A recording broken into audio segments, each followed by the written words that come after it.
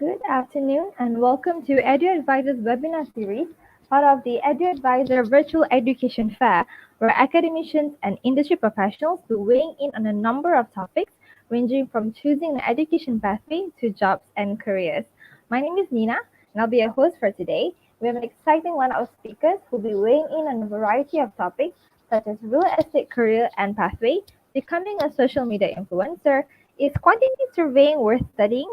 Start your pre-U journey with foundation, making the right choices after SPM and as well as study MBBS at MUCM. All right, today we have our first speakers of the day. We have quite a few. Today we have Mr. Ahmad Fawaz, Head of Department of School of Real Estate, Mr. Kenny Fo, a lecturer, Mr. Azhar Yusuf, Head of Department for the BQSTM program, which from International College IMPERIA, will be sharing with us a few topics on real estate, social media, and quantity surveying.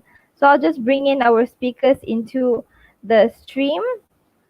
All right, we have Mr. Kenny Fo, we have Sheikh Fawaz. Just awaiting. Is Mr. Azhar in? Sheikh Fawaz. Yeah. All right. Okay. Yes. All right. We have right here. Hi, speakers. How are you doing today? Hi, bro. Hi, Miss Nina. Hi, Kenny. Hi, Mr. Hi Obat. everyone, my colleague. All right. Just a little background about our team speakers today. We'll start with Mr. Ahmad Fawaz.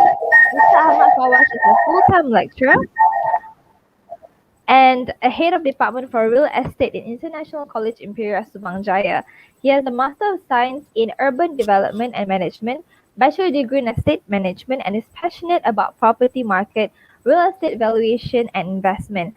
Currently, he is working as head department and lecturer under real estate department in International Imperial College, and his research has been nominated as the best research paper under international conference during 2016 to 2017 with the title of Housing Mismatch in Suburban Areas. Now moving on to our next speaker, we have Mr. Kenny. Mr. Kenny Fo Chi Ming is a lecturer attached to the School of Business at the International College Imperial. He holds a Master of Business Administration from the Anglia Ruskin University, as well as a Bachelor of Laws from the University of West England, Bristol. He has served for over a decade in academic and administrative capacities with various private higher education institutions in Malaysia. His previous position was acting head of marketing department and responsible for overseeing national marketing activities. Mr. Kenny has a keen interest in digital marketing and big data and a strong believer in providing equal education opportunities to all. And last but not least, our last speaker, Shazha, registered as a professional quantity surveying under BQSM and RISM and also Board of Technologies Malaysia. Mr. Azhar Yusuf is a lecturer and head of quantity surveying and cost management program at the International College IMPERIA. He holds a master's degree in property investment as well as PhD in built environment from University Technology Mara. He held various positions in the real estate development industry before turning his attention to teaching. All right, so we have a few number of experts here on our webinar today who will be sharing about their topic on specific areas in their profession. So, all right, speakers, you can just prepare your slides before that. So, audience watching, if you have any questions to our speakers, do leave a comment. I will get them answered at the end of the session. So, don't forget to check out International College Imperial's virtual booth while you're at the fair. All right, so before we get started, I'm just gonna play a quick video from IMPERIA, International College, just to showcase what they offer. All right, speakers, I'll just start playing the video now.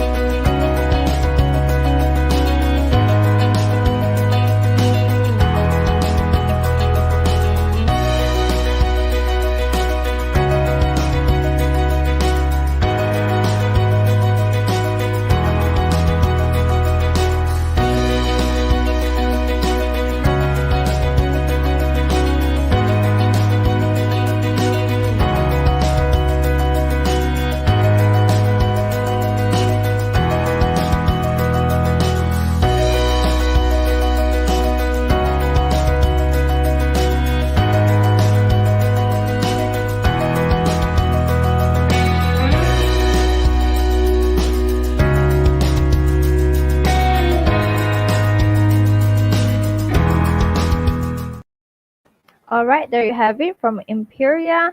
So let's start with the first presenter of the day, Cik Fawaz. You can take the stage. The other speakers, I'll just put you behind the scene so Mr. Fawaz can start presenting, yeah? Okay. Okay. Thank you, Miss Nina. Thank you so much. All right. Perhaps we can put the screen to full screen, Cik Azhar, and then Mr. Fawaz, you can start presenting. All right. Okay, great. And Cik Fawaz, you can start presenting now. Very much thank you to Miss Nina and all the clicks and all the. Okay, guys. When we're talking about International College of Imperias, yeah, International College of Imperia, have you already seen the video just now? Basically, that is our vision, that is our mission, and we has already been established on that kind of years, a few years more. And let me introduce to you what is meant by our courses, okay, which International College of Imperia has offered real estate management and development. However, I do want to open your mind. For all those viewers, I want to open your mind to understand what is meant by real estate itself. When we're talking about real estate, so many kind of peoples, so many kinds of public outside there doesn't quite sure what is real estate carriers. Doesn't quite sure, and when they heard about real estate itself, they consider that real estate we consider as the estate land, the rubber estate, and so on. But it is much more bigger than that. I want all of you to open your mind to understand about the courses that we offer in International College of Imperia. So let we begins with our next slide. When we're talking about to understand careers in real estate management, I want to bring you guys, the viewers, all the viewers, even Miss Nina and even my clique, to understand about the careers in real estate management. Doctors, they have their own careers. Engineer, accountant, they have their own careers. How about those when we're talking about real estate management? Okay, next slide. So, I want to open your mind here. When we're talking about real estate, real estate is not just considered as a land. Real estate can be considered as the whole things.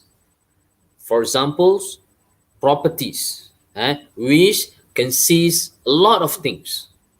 We can see here residential, commercials, special use, industrials, land. All these kind of things are considered as real estate. When we're talking about real estate itself, it is considered as a part of the careers, on how you earned how you earned and how you earned the real estate development and so on. So when we're talking about the career itself, I want you to bring on what is meant by the real estate before I go continue with the careers. When we're talking about the careers, if you can see right now, when we're talking about the careers, selling and buying the property is one of the important thing that you have to understand. It's not just when you heard about real estate, making around with the real estate, we're making around with rubber estate and so on. It's not only that. There is more than that.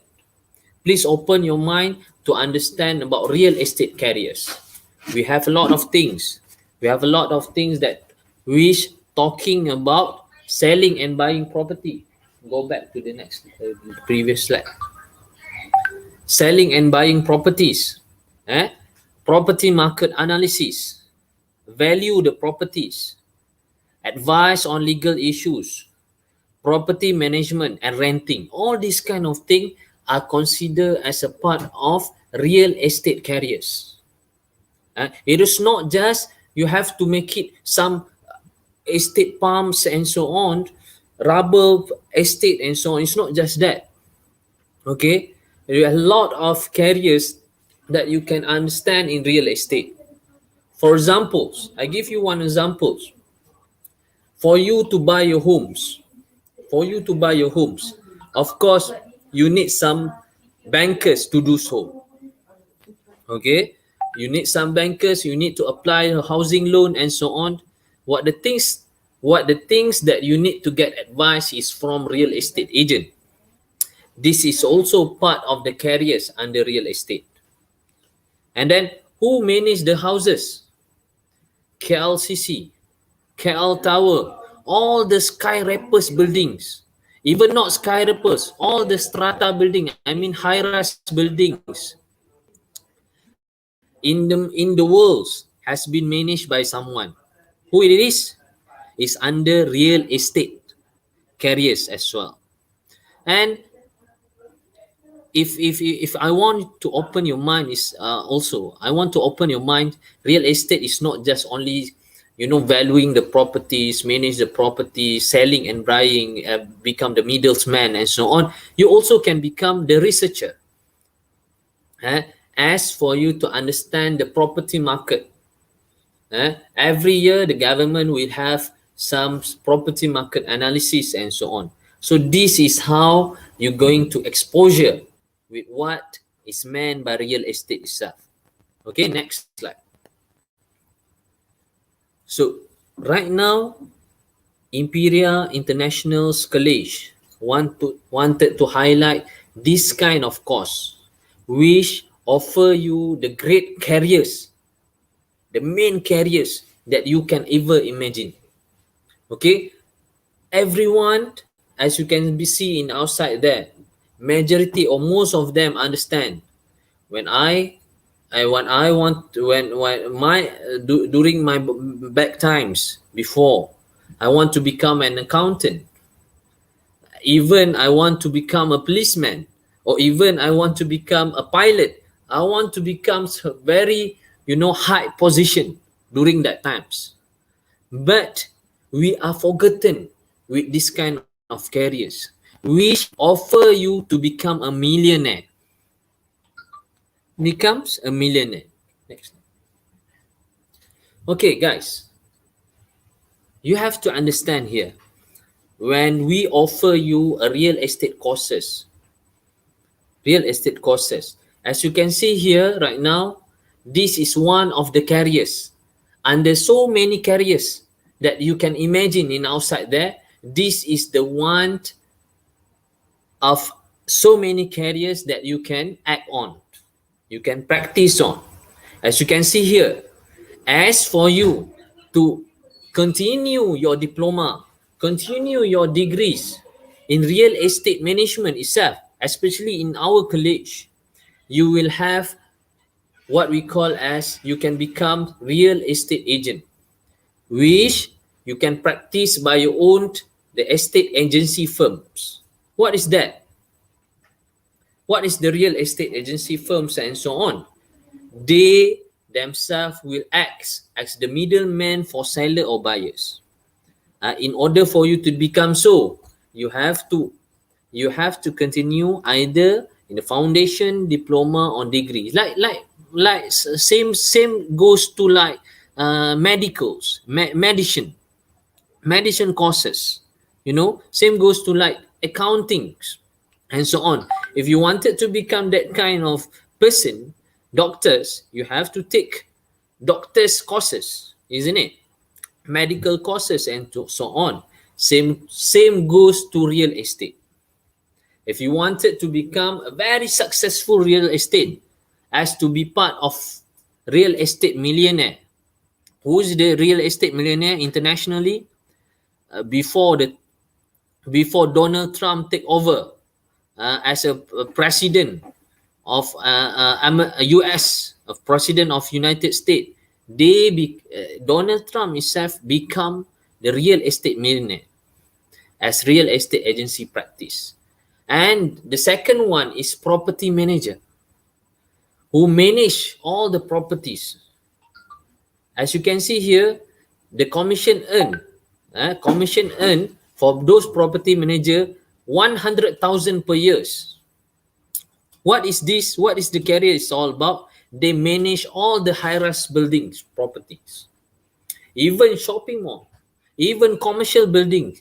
They themselves, the government itself, our Malaysian government, take it as a compulsory for those who wanted to do any shopping malls, develop any skyscrapers building. You have to hire property manager, which this kind of property manager need to be under courses of real estate. Okay, as you can see there, 5 million under 5 million annual rent, the property manager normally will earn until 100,000 per year. Next slide will be the most important careers under real estate courses. Okay, as you can see there, when we're talking about registered valuers, this is one of the most important main careers in real estate, which is the valuing the properties. And for those who register the courses of real estate, you can manage to practice all these three things. It's being open widely for you to at least to practice all these three things that I just mentioned. What is that? Registered valuers, which is valuers to valuing the properties. Everyone in Malaysia, either in other country as well, any property need to have market value, isn't it? For examples, I give you one examples. In your dreaming homes, you wanted some bungalow houses and so on, isn't it, guys?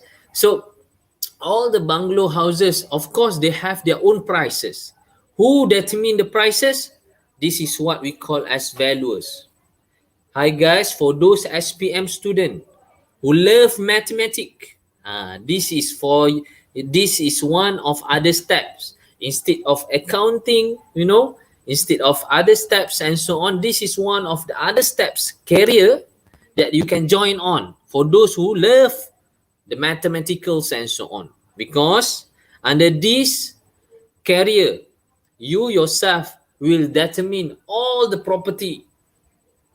Because all the property, of course, they have their own selling price. Who determine the selling price? This is what we call as real estate valuers. For any 1 million of transaction for selling price, you can earn about 4,800 one property. How many property that we have in Malaysia? There is a lot. A million. That kind of million as well is also can be considered as sub-sales and so on. So this is one of the things that main real estate values that you can figure out. This is the ways I want to open your mind to understand the careers about the real estate itself. Okay.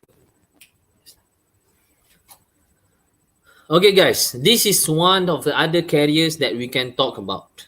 And instead of I just mentioned for you just now the three main careers, you also can become real estate educator, which is lecturers, academic. You also can join in property developers, as well as researchers, as well as auctioneers and property consultant for the legal firms and banks. So all these kind of careers is under real estate courses, which anyone wanted to practice all this kind of thing, you are compulsory. This is under the law that being mentioned, subject by the government law, Malaysian government law, meaning that if you wanted to take all this kind of career, you must deem into these courses. You cannot doing some other cases, then you can practice the valuation and so on. You cannot do that because this is of same goes to other line as well. Okay, next slide. So this is the International College Imperia's offer to understand about a few things about real estate courses and subject. As you can see here, next slide. Diploma in Estate Management. For those viewers, as you can see here, those SPM students and so on, you just have enough minimums of 3 credit for you to be passed on in diploma in estate management, and this is what we offer you. Okay, we just 3 credit in SPMs, including mathematics. You can even continue the degrees in diploma in estate management. Okay, next slide will be degree in estate management. For those who wanted to have degree, you must take our foundation. You must take our foundation. And in order for you to take the foundation, you must have at least 5 credit. Then you are allowed to have our foundation. What the difference between diploma and real estate? You can come to our meeting. Our meeting later on, we have conduct a few session. You can just you are being invited to to view our website. We have a lot of session, talking session, to understand more about bachelors in real estate and so on. Okay, next slide. Okay, this is one of our real estate courses. I don't want to be more details into that. For those who wanted to be continue your foundation, you get full scholarships. This is just what we offer. International College of Imperia offer you our real estate courses. For those who have 3 credit, like I just mentioned just now, you can continue our diploma. Yeah. Okay, next slide. Okay, why Imperia? Why not others? When we're talking about real estate, if you can refer to the Board of Valuers, government, this is the government website. As you can refer there, we are under a top rankings of college that who manage to teach real estate courses professionally. We offer a very conducive real estate courses for our student.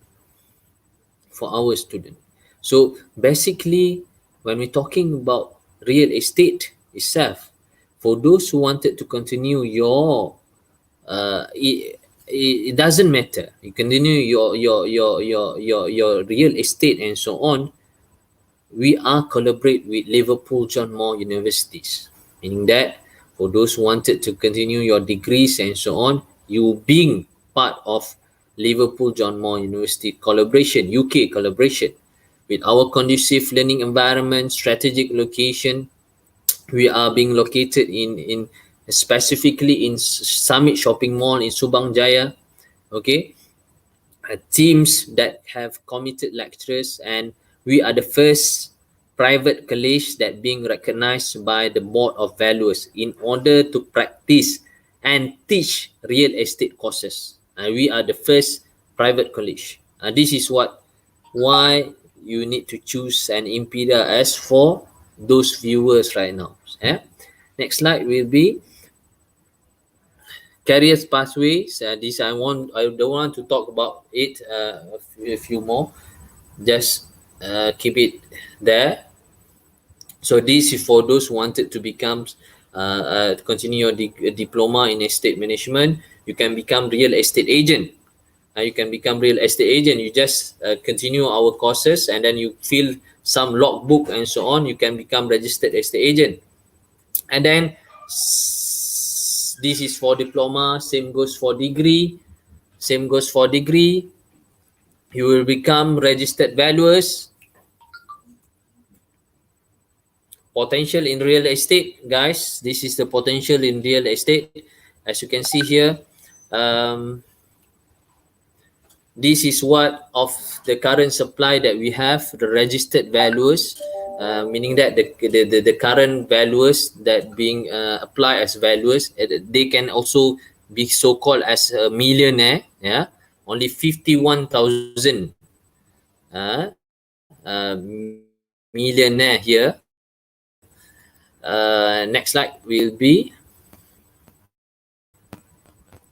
this is the, you doesn't treat to only palm oils. There is a lot of property here, meaning that there's a lot of job of real estate that being offered. Next slide will be the salary distribution. As you can see here, for those who are under real estate, is the one of the most highest salary distribution in Malaysia. This is one that you have to look on instead of other careers pathway. Next slide will be, this is the last slide for me. I will pass on to Nina, Yes. and then Yes. to continue with Kenny. Okay. Yes. Thank All right. you. Thank you so much. Thank you so much, Mr. Fawaz. All right. So next, all right. For those of you who have questions about real estate, please don't go anywhere. We'll have any Q&A about real estate at the end of the session. Right now, I'll just move on to the next speaker, Mr. Kenny. Hi, Mr. Kenny. Hi, All Nina, can you right. hear me? Just do a Yes, sound testing first, yes, I can hear you clearly. loud and clear. Let Yeah. me share my. Is it okay to proceed? Yeah, you can. I think you just share your slide first, and then I'll pull it into the stream. Okay. Let me see first.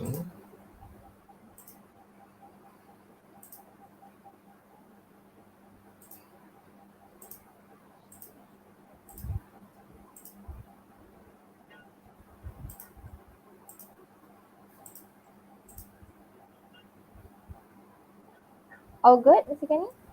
Uh, yeah, I'm trying to share the full screen. Mm.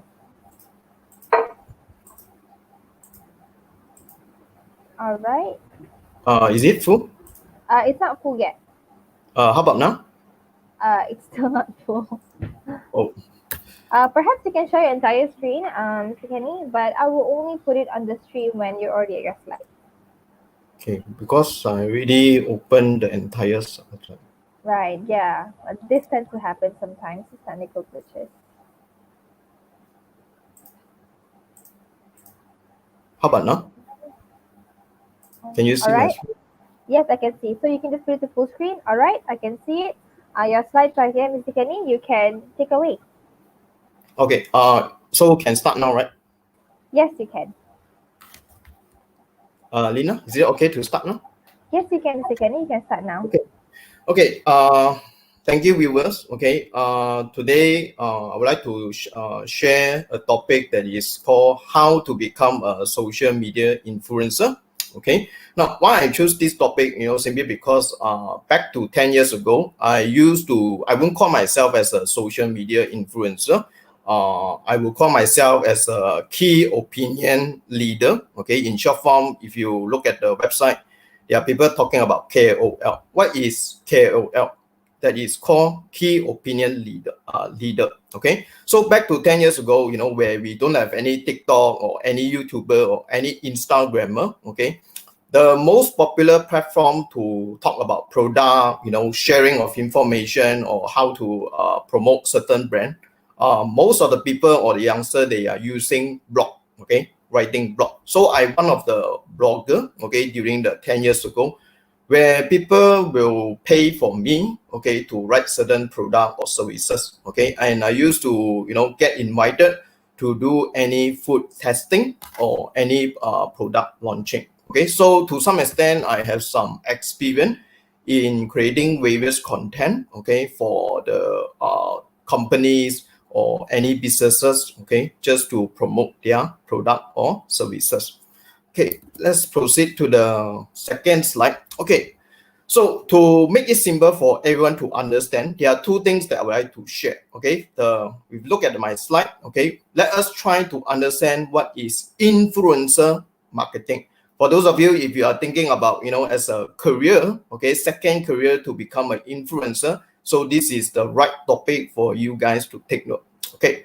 Now, first concept, influencer marketing is basically a hot marketing phenomenon that everyone is talking about. Okay. If you are using any, as long as you are using mobile phone, okay, and you have downloaded, for example, like Instagram, TikTok, or any YouTube apps, you cannot run away. Okay, why I say cannot run away? Because these are the platform for people. Okay, it doesn't matter. It must be celebrity. It can be lay person. It can be like yourself or myself. Okay. If you want to share something, if you really determine want to become an influencer, these are the example of tools where you can use. Okay, why we use YouTube, why we use Instagram, why we use TikTok? Because this is where the people they look for information. Okay, so that is the first concept that you must understand. And second concept is it has become a mainstream marketing tactic, and you're no longer limited to select a few brands or agency. Now, how we are going to try to understand this second concept is very simple. Back to 10 years ago, 20 years ago, whenever a company, they would like to launch any product, okay, or they want to tell the public, look, we are providing such services, okay. Usually they will engage, advertising agency, for example, like, some newspaper or TV, then they will discuss with them and tell them, look, we want to launch our program. How can you help me in terms of launching this product? Okay. This is the general practice back to 10 years or 20 years ago. Okay. Apart from that, let's say they are not dealing with the digital, the advertising agency, they will look for those celebrities, okay, to help them to promote the product. Okay. For example, like YouTube, this is the most popular one, followed by TikTok, and as well as Facebook. Okay, so they are lay people who are able to take advantage, on using all these various social media to help to promote, the company product. Okay, so for this second concept, okay, as I mentioned, it does not limited to advertising agency or celebrity. Okay, even just a kid or even a student, if you have a lot of creative idea, your content is interesting, the way you are doing some information sharing is very interesting, the company will look directly to you. Why? What are the things that you have? For example, you have in Instagram, okay, maybe you have 1 million follower, maybe you have 100,000 follower. Okay, so if the company feel that your content, okay, is closely related to their product or services, they will engage you. Okay, they will willing to pay you for money. Okay, and you can help them to do the necessary advertising. For example, okay, this is how I last time back to 2 years or 3 years ago, I used to deal with a social influencer. Okay, can you imagine? I asked this social influencer, okay, now I would like to engage you to help me to do certain product launching, or just help me to post my product. Okay, according to the market rate, okay, Instagrammer, okay, or we call it as a social influencer, their market rate is one post in Instagram is RM 800 ringgit. Can you imagine if every day you have been helping various company doing all the posting, one day you already earn 800 Malaysian ringgit, okay, just for posting on it. Okay, but the condition is you must have substantial follower, your content must be interesting, and you have gained some popularity in the eyes of the public. Okay, so here, okay, just to recap, okay, the two concepts here. First one is influencer marketing is a trend now. Okay, every company, they will always find a way to get engaged influencer to help them to do the necessary marketing. And second, if you really want to become a social influencer, okay, you don't need to worry that, I have nothing to shout out, I'm not so popular. Okay, if you really want to become a social influencer, it will take time. Okay, and you need to constantly find a way to do it. Okay, so the following slide, I will be sharing some idea with you, okay, so that you can start to develop yourself as a social influencer.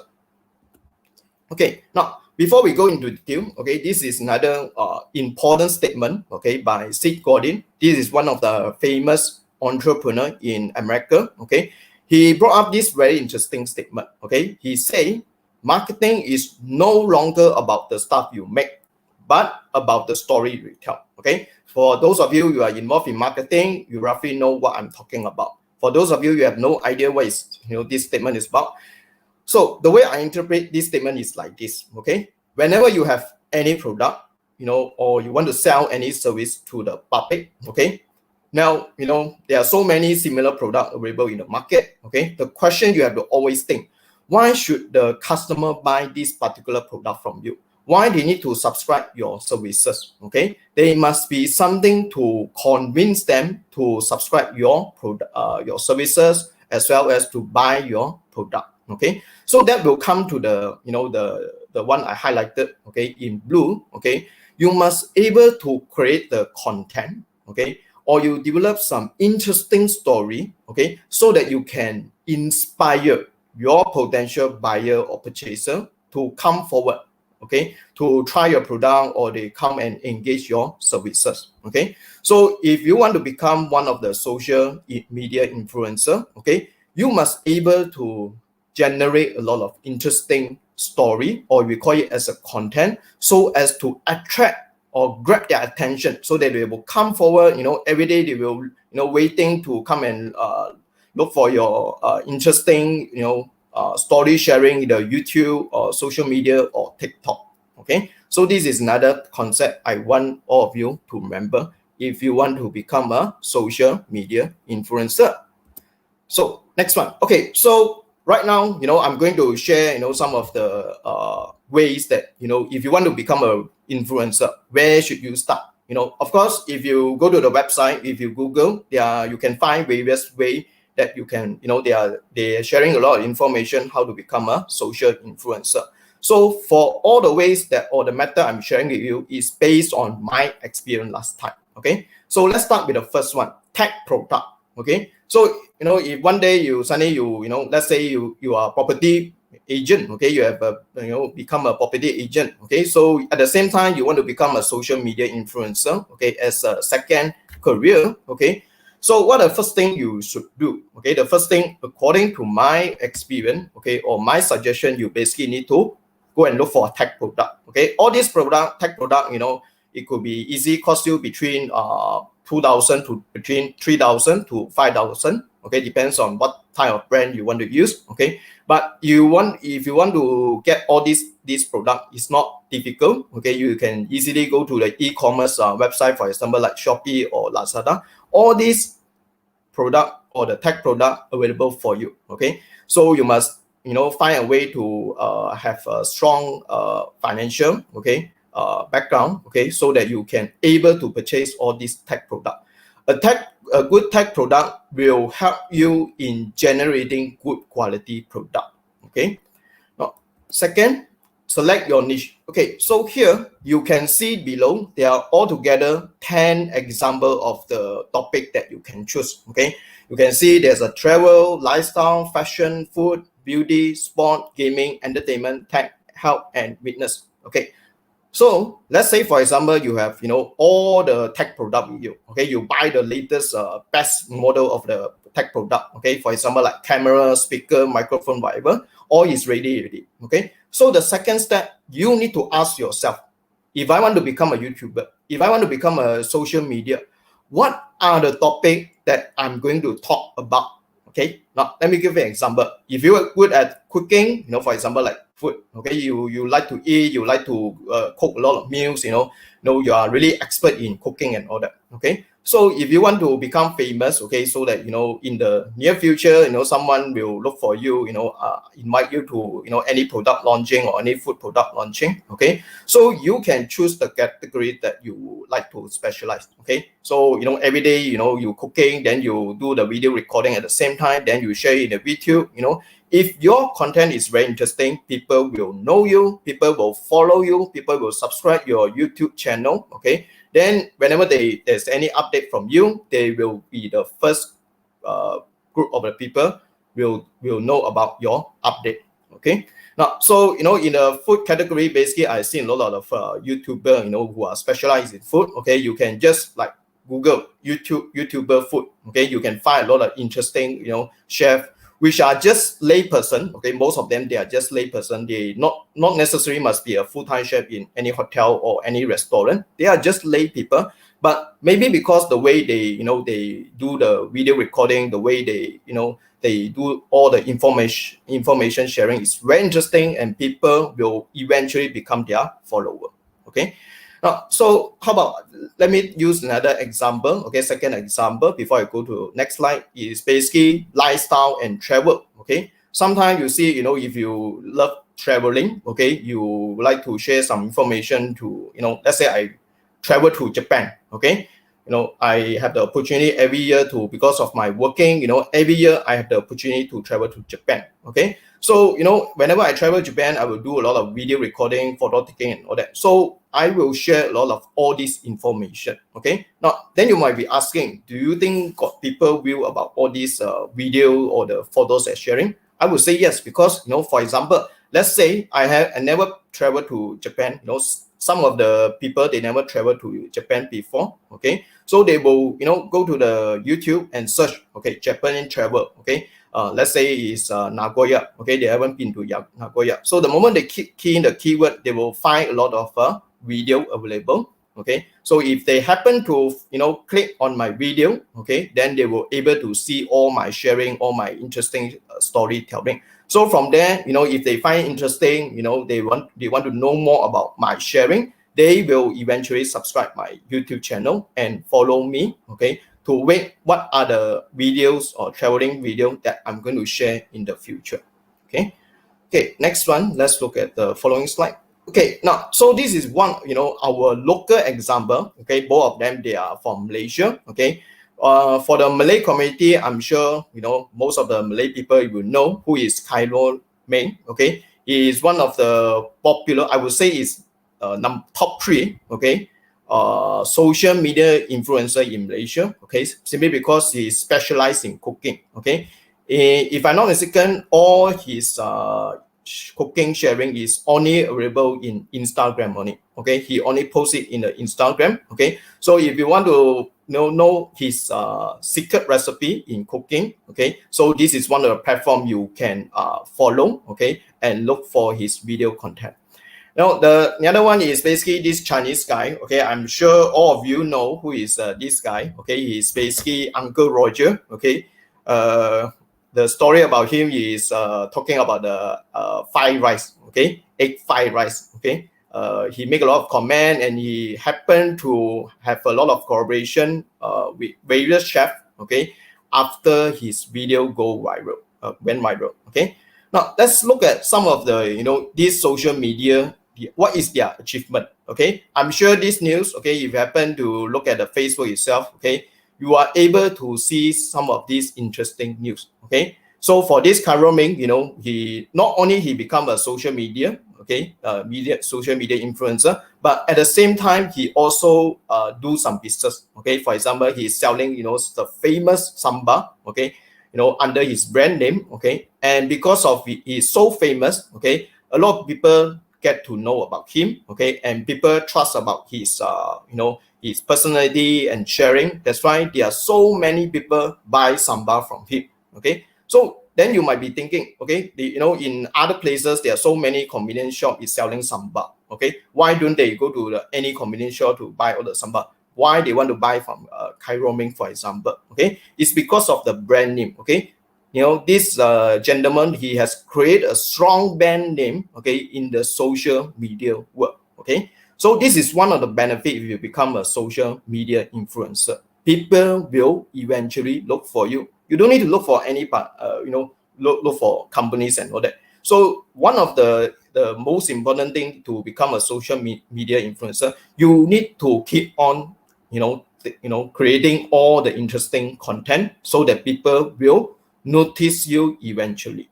Okay, now let's second example is Uncle Roger. Okay, he has privilege to do a TV show with our famous chef one. Okay, And because of this cooperation between the two, one is a famous chef in Malaysia, or the other one is a social media influencer. So the combination of these famous guy, okay, they able to further improve their reputation in the social media world.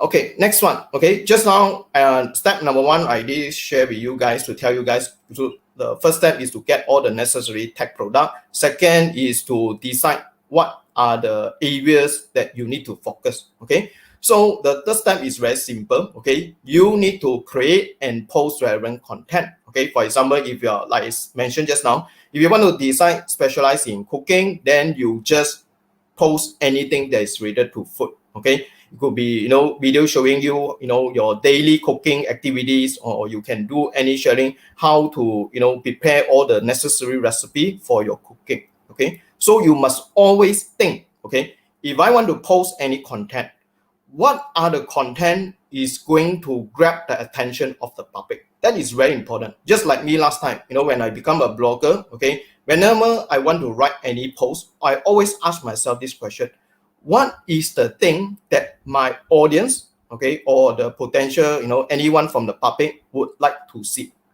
The moment you can able to think, okay, then the next step you need to post the relevant content. Okay, then you only able to secure the attention from the public.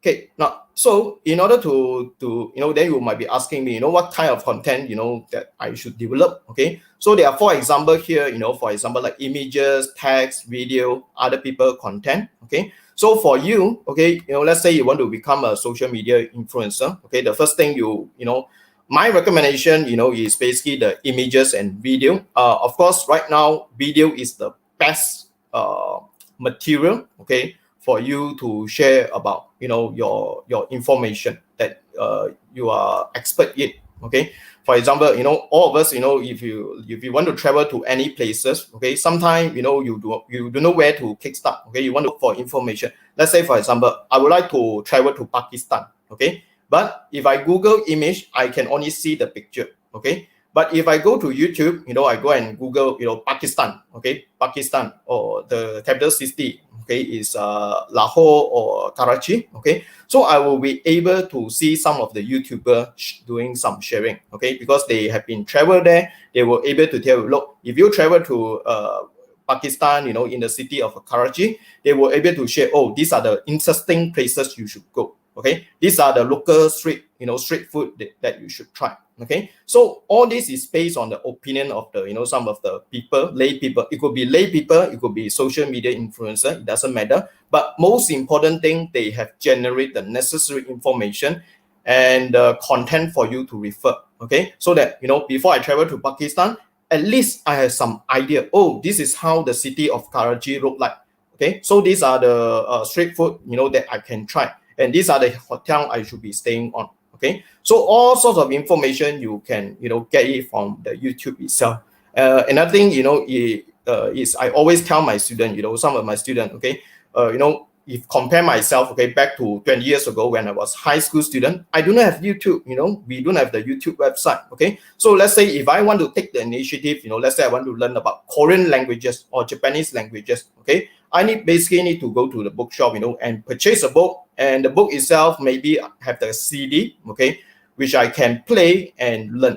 But now there are so many videos. Let's say I want to pick up Korean, I can just go to YouTube and learn, okay, and follow some of the free lesson, okay, given by some of the tutor. Okay, it could be from from Korean, okay, itself. They will be teaching you how to learn Korean. Okay, so coming back to the social media part, okay, you also need to think, okay, if I want to share, I want people to look for my information, listen what I say, okay, I would recommend you to go start with video, okay, then only people can feel, okay, can feel what you are trying to say, okay, and people can learn more from you, okay. So I myself will basically recommend for video, okay, if you want to become a social media influencer. And number 4 is basically understand your audience. Once you have do the necessary posting, you have do the necessary sharing, okay, you need to understand your audience, okay, whether they will able to like what you are sharing. Okay, that will come under the assessment part. Okay, for example, so this is one of Mr. example. Kenny, Yeah. truly sorry for interjecting. I would just like to remind you of the time. How Um, many? now we're already reaching 1:50. We might have to move on to Mr. Azhar real soon. So is it okay? I just want to remind you of the time.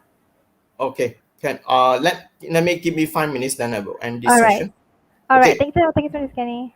Okay, now so this is one of the way to analyze your audience. Okay, so just now I say, you know, you have to generate a lot of content and all that. Okay, so don't forget you need to track where is your audience come from. Okay, because this will help you to strategize your next posting plan. Let's say, for example, you know, I publish some videos and all that, you know, and it so happened that I have so many, you know, Korean people, they watch my video. Okay, so I should be, you know, posting a lot of interesting, you know, that will further to develop more audience from the Korean. Okay, so this assessment part is very important for you to evaluate your social media platform performance. Okay, so I will go straight to the last one. Okay, now due to time constraint, I do not have a lot of time to share the whole picture. Okay, but whatever I have shared with you guys just now, I think is sufficient for you to have some idea how to kickstart.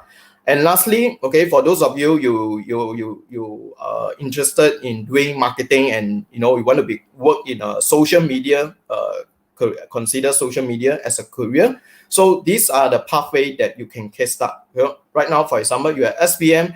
Either you can choose to study foundation or diploma, and in the end, you will lead to the degree. And degree, you basically can choose to study our marketing degree program. Okay, and the awarding body is from the UK University, Liverpool John Moss University. Okay, so so that's all, viewers and Lina. Okay, I can. That's Yes. the end of my sharing. Thank you. All right. Thank you, Mr. Kenny. All right. For those of you who have questions about social media, please do not leave the webinar yet. I will do the Q&A at the end of the session. As of right now, let's just move on to our third speaker of the day. Thank you so much, Mr. Kenny. Our third speaker of the day, which is Anchi Azhar. All right. Okay. Anchi Azhar. Hey, good morning. Hi, Good okay. afternoon, everyone. Morning. Good afternoon, Miss Dina. All right. Anchi Azhar, you can share your screen, share your slide, and moment. then we can A start moment. presenting. Okay. Okay. Okay. Because of time's constraint, give me only 5 minutes only. Okay. But in overall, okay. Moment. Okay, your slide. Let me just add it to the stream. Okay, perfect. Jaza, you may start presenting. Okay. Okay, everyone. Today is just only a briefing for the program Diploma of Quantity Surveying and how you can continue learning after SPM. Okay, next. Okay. First, congratulations again for your result 2021. For June, at June 2021, begin to choose you have to begin to choose the right course. Okay, next slide. Okay, where after SPM, maybe you want to focus, maybe you want to work first at Speakmart or what, or you want to just orang kaya, just goyang kaki only, or you want to kahwin, married with your girlfriend, boyfriend, or you want to continue your learning. So this is the thing, this is the how you want to prepare your career today. So today I will brief you on how you want to continue in quantity surveying course. Same goes to RAMD. We also have a QS. Maybe a lot of you don't know what are the QS is. So I just want to explain to you a little bit. The QS is someone who can measure the quantity of the building. First of all, the QS have a title surveyor. If you see your father, your mother have an AR, that one is stand for architect. If IR, that one is stand for engineer. And then the last one, if the QS, it stand for surveyor, quantity surveyor. This one in overall lah. We go move a little bit. Okay. What are you learning in your diploma QS? Actually, if you want to continue in diploma QS in IMPERIA, so there are 4 main part you have to learn to become as a surveyor. Surveyor, let's say lah, your name is Mahathir, surveyor Mahathir. Before you go to your title, that one, you have to focus on this 4 main part. First, you have to measure the project cost. You see the building outside there must be a cost inside that building. So you are the one as a QS can measure the project cost. The second one is you can read the plan. Architect draw the plan, but you can read what architect draw, and then you will change it to the cost of analysis. The third one, same goes to plan. After you analyze the building plan, and then you have to analyze your construction costs. Okay, the last one is you must have an experience in construction contract. You will learn about the law of contract, law, Malaysian law, contract law, all these things. First, my advice, you must very good in mathematics. Itu saja. If you want to continue QS, because it's mind play with the numbers. A plus A, 1 plus 1 become 2, like that only. Okay. Next slide. Okay, if you are graduate as a diploma or degree QS, you will work as a developer. We can work with a contractor, with a consultant firm, with a supplier, with oil and gas, bank, and also you can be an academic. Of course, if you as a SBM leaver, you must think about the salary. What are the salary of this course of this pathway career? Actually, for the graduate from the degree, usually is about 3,000. It's around 3,000 lah if you are fresh graduate. But if you become a little bit senior, then it may be a 5-figure punya salary lah. Okay, next. Okay, what we offer in IMPERIA? Okay, we offer diploma in QS. Entry requirement must be minimum 3 credit. Must be minimum 3 credit, and the first one must be credit in mathematics. Itu saja. Very simple. Okay. Actually, our QS course, we have foundation, we have QS diploma, and we have a QS degree. So first, if you are going to foundation, it takes 1 year, and then after that you straight away go to QS degree. Or you want to start with diploma, you have 2 years and 6 months. After that, you go to year 2 at Bachelor Science Horns QS and Cost Management under Liverpool John Moore, United Kingdom. Because we are the only college that collaborate with the LJMU, Liverpool John Moore, United Kingdom punya university. Okay, the next. Okay, the last one, because very short notice, very short time. So I open up to Q&A. Maybe you can ask me, or you can ask Mr. Fawaz, or you can ask Mr. Kenny. Okay. All right. Thank you so much, Azhar. All right. Okay. So thank you so much for your very quick presentation on QS, but I think we sort of understand the gist of it. I'll just bring in all the speakers into the stream for a Q&A session. All right, bring in Mr. Kenny. All right, just waiting for Fawaz to come in.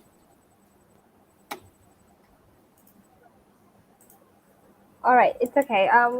once Mr. Fawaz comes in, then we can go over the Q&A session. All right. Hi, Fawaz. All right. Okay. The echo, right? Okay. If you look on the comment section, you have to scroll a little bit.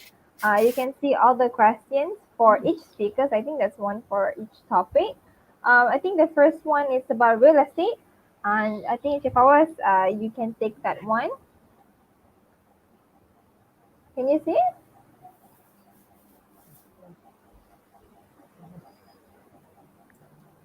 Where where it is? Any part times? The first one from Jian. The first question will be on hi Mr. Sean. Yes, we do have any part-time class for diploma real estate courses for person like me from Penang, isn't it, Nina? The first one is how is the pay for real estate agent? Sorry for my understanding. The commission-based job. This is the first question. Where it be? I've already put in the stream. Question, how is the pay for real estate agent? From my understanding, it's commission-based job. It is true. If it's possible to earn good livings. So basically, when we're talking about real estate agent, yes, it is based on commission-based jobs. However, when you become a registered estate agent is much more higher than normal real estate agent. You have to understand that real estate agent is under second levels, and the first levels is under registered estate agent. For those who are registered estate agent, you are you can earn basic. I cannot say a best. I can say that a fixed commission. A fixed commission meaning that your second levels will do a works for you. It will do that work for you, and this is what when you become registered estate agent, meaning that you are the boss. You have about 50 negotiators below you, so you can earn a good livings through that kind of position. From in order to get becomes registered estate agent, the compulsory thing is you have to take the diploma in estate agent. That's all. Okay. Any more question? I got one question here by Sean Limbs. Hi, Mr. Sean. Any part-time class any part-time class from for diploma real estate cater for person like me from Penang? Yes, Sean. We do have part-time classes for diploma in real estate. We can actually Imperial International College. I think Sean is the working person. We also have executive diploma for those who are working adults. We offer them, especially for those Penang, Johor, and so on, the executive diploma of estate management for those who are already in work. We have even we have a student that have that 60 years old from Penang. So just taking with us executive diploma in order to get pass with registered estate agent approved by the board. Okay. Any more? If you don't mind, okay. Yes, Mr. Sean. Yes, if you don't mind, you can contact our team members as well. All right. Okay. Mr. Fawaz, I have one question in regards to real estate. Can anyone be a real estate or be part of the real estate too? Because I know somebody who came from a culinary background, but now he's quite he's doing pretty good as a real estate agent, or he's working for a real estate firm, a company like that. So can anyone from any background be a real estate agent, or Okay, thank you, Nina. Miss Nina, you also can become real estate. You also can take our real estate as your part times, Yeah. So everyone can becomes can becomes either their main carriers or second carriers. of Right.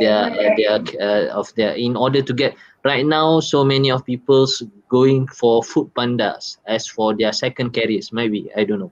So but the second careers like us in real estate education, our second careers is more on agent, we selling and buying the properties at the same time. So yeah, everyone, even you are in culinary art, if, even you are in any backgrounds, you also can becomes the real estate Hmm. person. I see. Okay. I see. All right. I think we have another one. So sorry. There's because I think we have one from Sean Lim as well. He's asking um about the part-time course. All right. Obviously, for Mr. Chan, if you can't attend the institution in Subang Jaya, will it be online then for part-time courses? Okay, for executive real estate courses, for right now we do it online as is a pandemic. And as for our current student right now is also doing online, full online. For those who are in Penang, for those who are in Johor right now, in this situation we do it in online. Yeah, so that's all. All right. I think we can move on to our next speaker, Mr. Kenny. I think we have one question in regards to social media. If you can see in the comment section. Yeah, I can see the comment section. Okay. Okay, I'll just pull it into the stream. Okay. Okay, now so addressing the first sentences, how has social media affected traditional media? Okay, now so if I want to talk about in answering this first sentence, I basically can use 3 hours to cover this sentence, but I'm not going to do it. Okay, because it's just a sharing, it's not a lecture class. Okay, we can look at from a different perspective. Okay, let me give you a straight answer. Yes, the social media, the use of social media definitely is affecting the traditional media. All of you, how many of you still reading newspaper? Do you go up purposely go and buy a newspaper and read? No. Guilty. Back to 10 years ago, my parents, they don't read any newspaper anymore.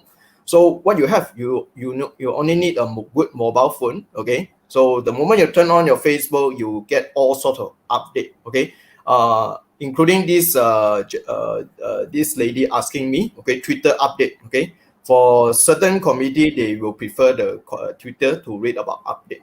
Okay, now in answering the last sentence of the question, do you think this will affect the job prospect? Now, so here, instead of looking from a negative side, I will change the way of looking at it. Okay, you should look at this sort of a digital disruption and view it as an opportunity. Okay, let me give you an example. 10 years ago, the company, they do not need to hire social media executive. Okay, or 15 years ago or 20 years, you won't see this kind of a job, okay, available in any job site platform, for example, like JobStreet. But now, if you just go to JobStreet or you go any job site platform, the moment you just type in social media executive, there are so many job available. Okay, so of course, every changes, every any some crisis happening, there's always opportunity. Instead of looking from the negative side, look for the positive side. Let me give you one last example. Okay, last week I brought my father to for the vaccine jab. Okay, so one thing I learned about this COVID, everyone hate about COVID, but if you think from a positive side, what is so good about this COVID, okay, that is happening in society? It means our parents, have no choice but have to use all the apps, for example, like My Sejahtera. From there, they learn how to use the apps itself. Okay, so from there, it will help to further to improve their life. Okay, and just like my parents, 5 years ago, they really started using the Instagram. This is Instagram. Even though they are 60 already, but they are still very in line of what is happening around the world. Okay, so I would say a lot of plenty of opportunity. Okay, for in summary, okay, it depends on how you're going to grab those opportunity for your own benefit. Okay, that's all from my side. All right. Thank you, Mrs. Kenny. So you can move on to Tazha. We have one question in QS here.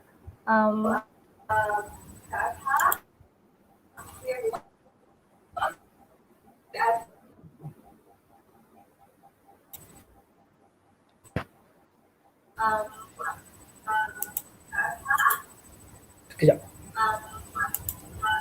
Hello? Yeah. Okay. Can hear? Yes. Okay. One question from QS is limited field. What else can you do aside from quantity surveying with a QS degree? Isn't it from Nana, if not mistaken? Yes.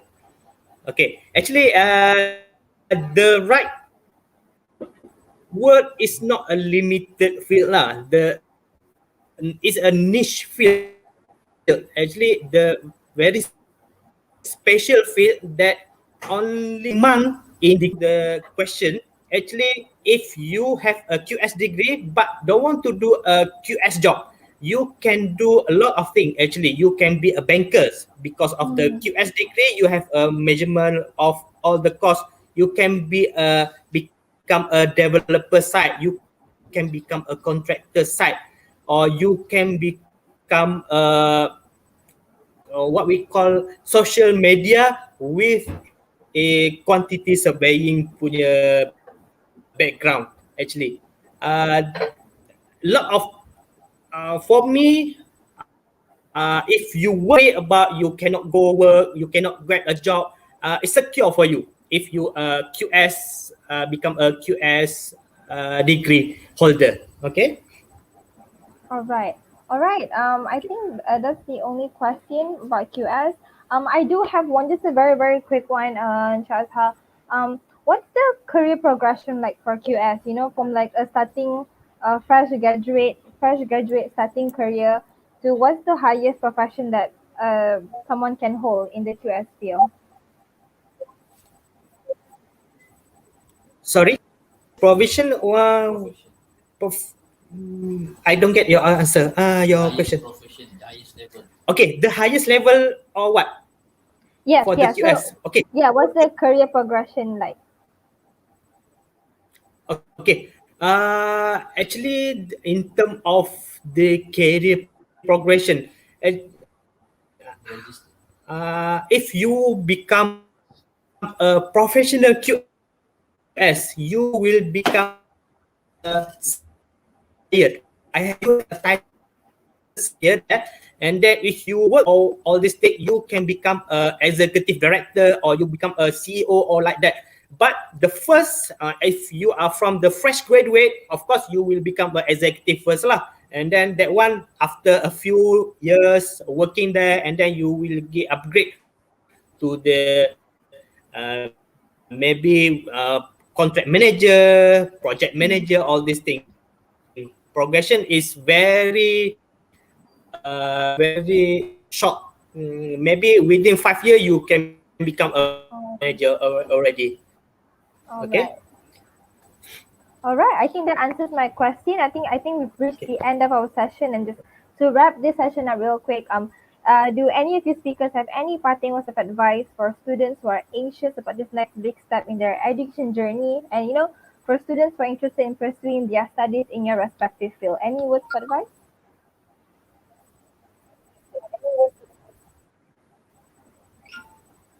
Perhaps Mr. Fawaz can start first, and then Shikani, and then Mr. Azhar.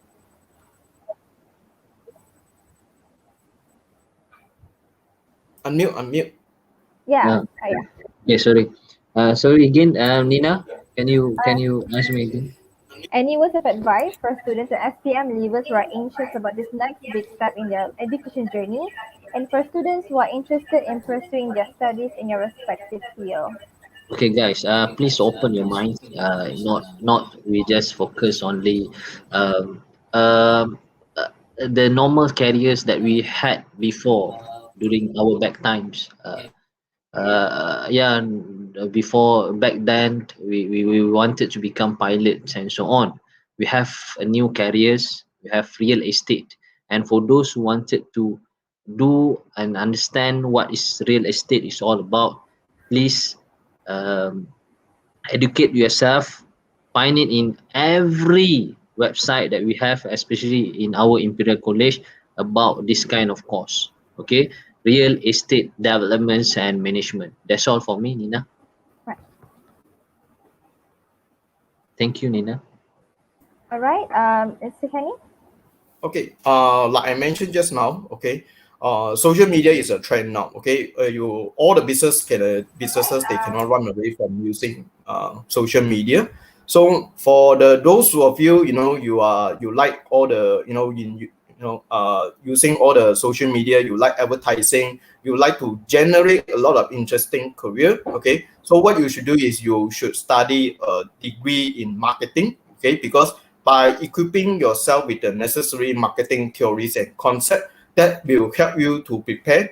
Like I mentioned, not only you can become a social media influencer, but at the same time you can work in every company where they offer the job position as a social media executive. Okay, that's all from me. All right, Mr. Azhar. Okay, very short only. As SPM leaver, choose your right for your what we call it for your career. Okay, Mm, choose the right thing. You will become somebody within 10 years later. Okay. All right. Thank you so much, Mr. Azhar. All right, Mr. Fawaz, Mr. Kenny, Mr. Azhar, it's a pleasure to have you on board with us. Thanks for your insights and perspective. We hope that our audience has gained some valuable information about our respective topics from this session. Hope to see you again for our next webinar if we have another one. Thank you so much, speakers, and have a good day.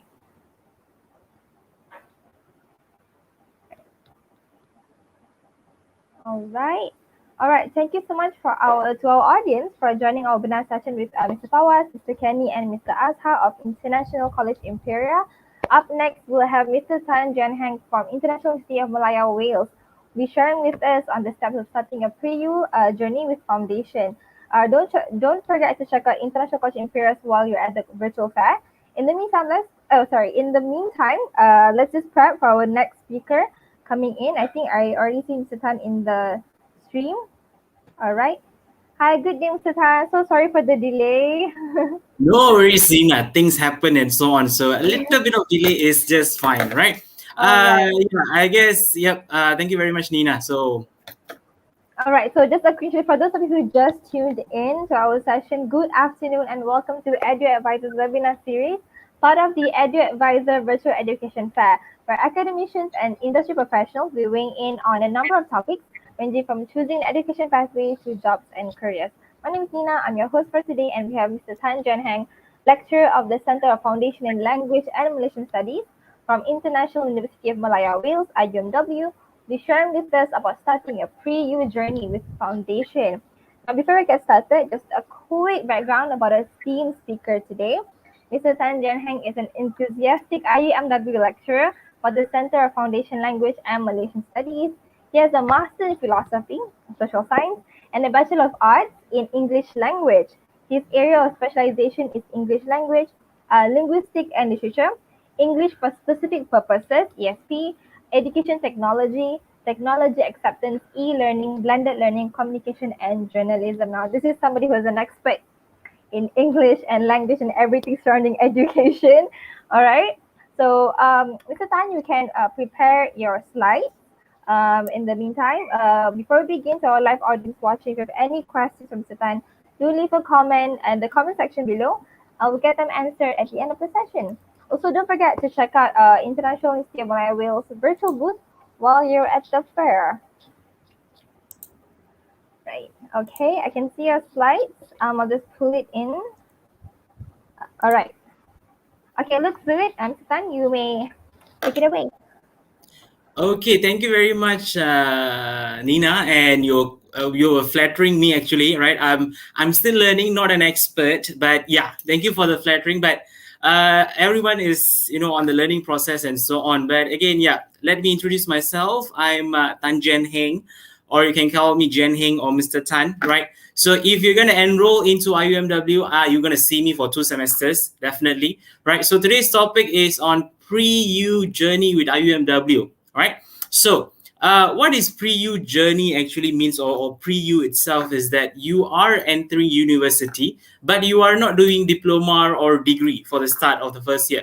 You're going to do a pre-U foundation certificate for 1 year, and it's going to be a shortcut for you, right? So it's going to be a shortcut for you to join degree programs that are offered in IUMW and also other universities, right? So at IUMW, for Center of Foundation Language and Malaysian Studies, or we call it CFLMS, it creates a pathway for you to join a degree program that is in favor, right? Or you are interested in. And it creates a token, like I said, a shortcut for you to go into degree, rather than, example, like doing diploma for 3 years perhaps, or you're doing O levels, A levels, and for example, like for 2 years. Another one is STPM, perhaps, that consumes 2 years of your study time to enroll into degree programs. But for certificate, right, example like Foundation in Arts and Foundation in Science, yeah, you just require 1 year of your time to proceed or to progress into degree studies of your choice, right? So before even I start on all that, okay, so let me tell you where I work and how it came about and so on, okay? So first of all, it's called International University of Malaya Wales, okay? In short form, we call it IUMW, okay? So in this name, you sounds a bit similar. You look at there's University of Malaya, and then you look at there's another name called University of Wales, right? So you might have this, a clue here, or maybe given to you on the formation of this university itself, how it was formed, and so on, right? So let me tell you about us, right? For IUMW, we are a joint venture or a collaboration between two big universities from UK, right, United Kingdom, which is University of Wales, and also from Malaysia, University of Malaya, right?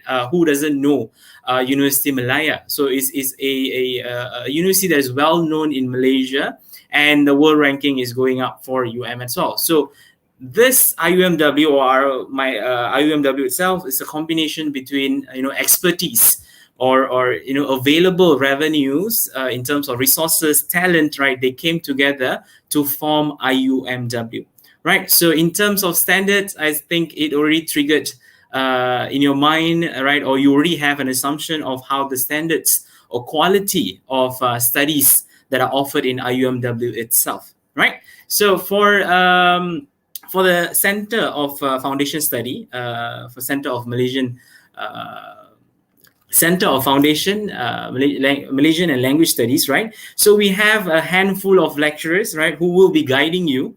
We will be holding your hand while you are learning, but as said, at some time we will let you go, right? So in this process, who will be the person, grooming, example, like keeping you in study and always helps you in studies, lectures, exercises, and so on. So these are the people that are going to assist you for 1 year. Okay, basically they are your lecturer, and you can see my name there, right? So I'm going to teach you English, critical thinking, communication paper, and also media studies paper, right? And apart from that, you can see other names, right? And all of it here, like example, Nina said that I have a master's in philosophy, in social sciences, right? Apart from me, all of my colleagues here, or all the lecturers that you're going to see later on, okay, maybe once you enroll in IUMW for foundation studies, they have this minimum of qualification, which is all of them are master holders, right? And we have PhD candidates as well in our, our academicians. They are currently pursuing their PhD studies as well, right? Some of them, one of them are going to graduate soon with a PhD. Right, so the level of quality that we have for academicians in Center for Foundation Studies, is more than the minimum requirement that is set out by other places and so on. So in terms of, maybe your parents will ask, what are their qualifications and so on? So I can guarantee you, and I can tell you, all of us are qualified to teach you, to guide you, and graduate from Foundation Studies and have a minimum qualification of masters. Right, it's not degree, but it's masters. So all of these are the lecturers. And apart from these lecturers, we do have associate professors, professors, and doctorate holders to teach you subjects such as legal studies and visual studies, So we have experts as well to teach the subjects in foundation level. So these are things that we are engaging, to show that the credibility is there, the quality is there when it comes to curriculum delivery, right? And also to make sure that students are exposed at different levels of academicians, from masters until professors, so that we create a pathway not only for your study, but also to go into degree level, so that you are prepared for things that might happen in degree that might be a culture shock for you. But yeah, we try to lessen that impact for you, right? So that's why we have a wide range of academicians to assist you. Right. And next is on the duration and intake. I'm sure that you have gotten your SPM result on 10th of June, and you're very anxious of how things are going to happen. Are there time for you, right, to enroll in your for foundation, and also for your degree studies, right? So in terms of duration and intake dates, right, for foundation study is 1 year program, the duration, which consists of 3 semesters. So each semester you will have 4 months. 4 months of study, including your study break and also your examination week. So it will have 14 weeks, so 12 weeks of classes where you go for lecture, then you go for your group discussion, you sit for your midterm, you have your test, and you have your group discussion for assignments. So that will go on for 12 weeks. And the teaching and learning also will go on for 12 weeks. Then you have 1 week of study break where you revise all your notes, get prepared for your examination, which is the following on the 14th week, right? So 1 week of examination. So the examination previously was done normal, like how you do at school, where you have to sit at a venue and then you answer on a hard copy or a hard piece of paper. But now, due to this pandemic, right, it has been a bit difficult and everything is online. So a new way of teaching and learning will occur, and you will be answering online as well for your exams and so on, right? Majority of the classes, right, not majority, most of the classes, right, 100%, right, it will be done like how we are currently engaging right now, but not live stream, but in classes such as using Zoom, using Google Meet, and then maybe an option of StreamYard. So these are the platform that you're going to engage with us, as you know how we go through our teaching and learning for 12 weeks of class. And for the intake, right, so this is the one that you're anxious about. This is June already. So, can I enroll and so on for the actual intake, and, to start my education journey for, to graduate with a degree certificate or a degree certification. Okay, so the actual intake is January 2021 for this year. Yeah, is January, and then we have May intake and also September intake. Okay, so if you have a question whether I enroll into May intake or not, you can always visit our course counselors right in the booth, so that it's easier for you to you can talk with them, see whether enrollment is there or not, right? So again, do approach us on the intake for actual intake on the May, right? As in, for let's say you want to take a break first. Example, I don't want to enroll in this May intake. You have another choice, which is we do prepare preparatory course, or we call it prep intake, where you join in July 2021. So this gives you a bit of breathing spaces, and also more time for you to go and venture out to find more information to further your studies and so on. So again, we prepare this July prep intake, so it's easier for you to make decision and join us as well. So you have an option of May intake and also July intake as in prep course for current enrollment. If let's say for the next enrollment, for actual intake will be September, and then for the prep intake will be November.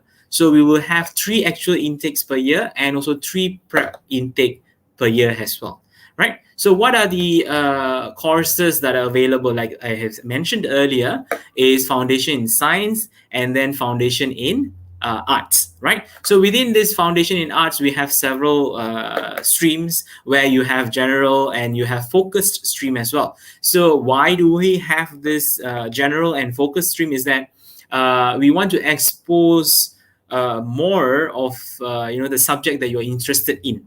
Okay, example, some of you might want to do computer, right, or computer science or IT related. Thus, your courses that you will take in foundation will be related to computer science in degree level, right? If you are interested in biotechnology, perhaps, right, we do offer that in degree.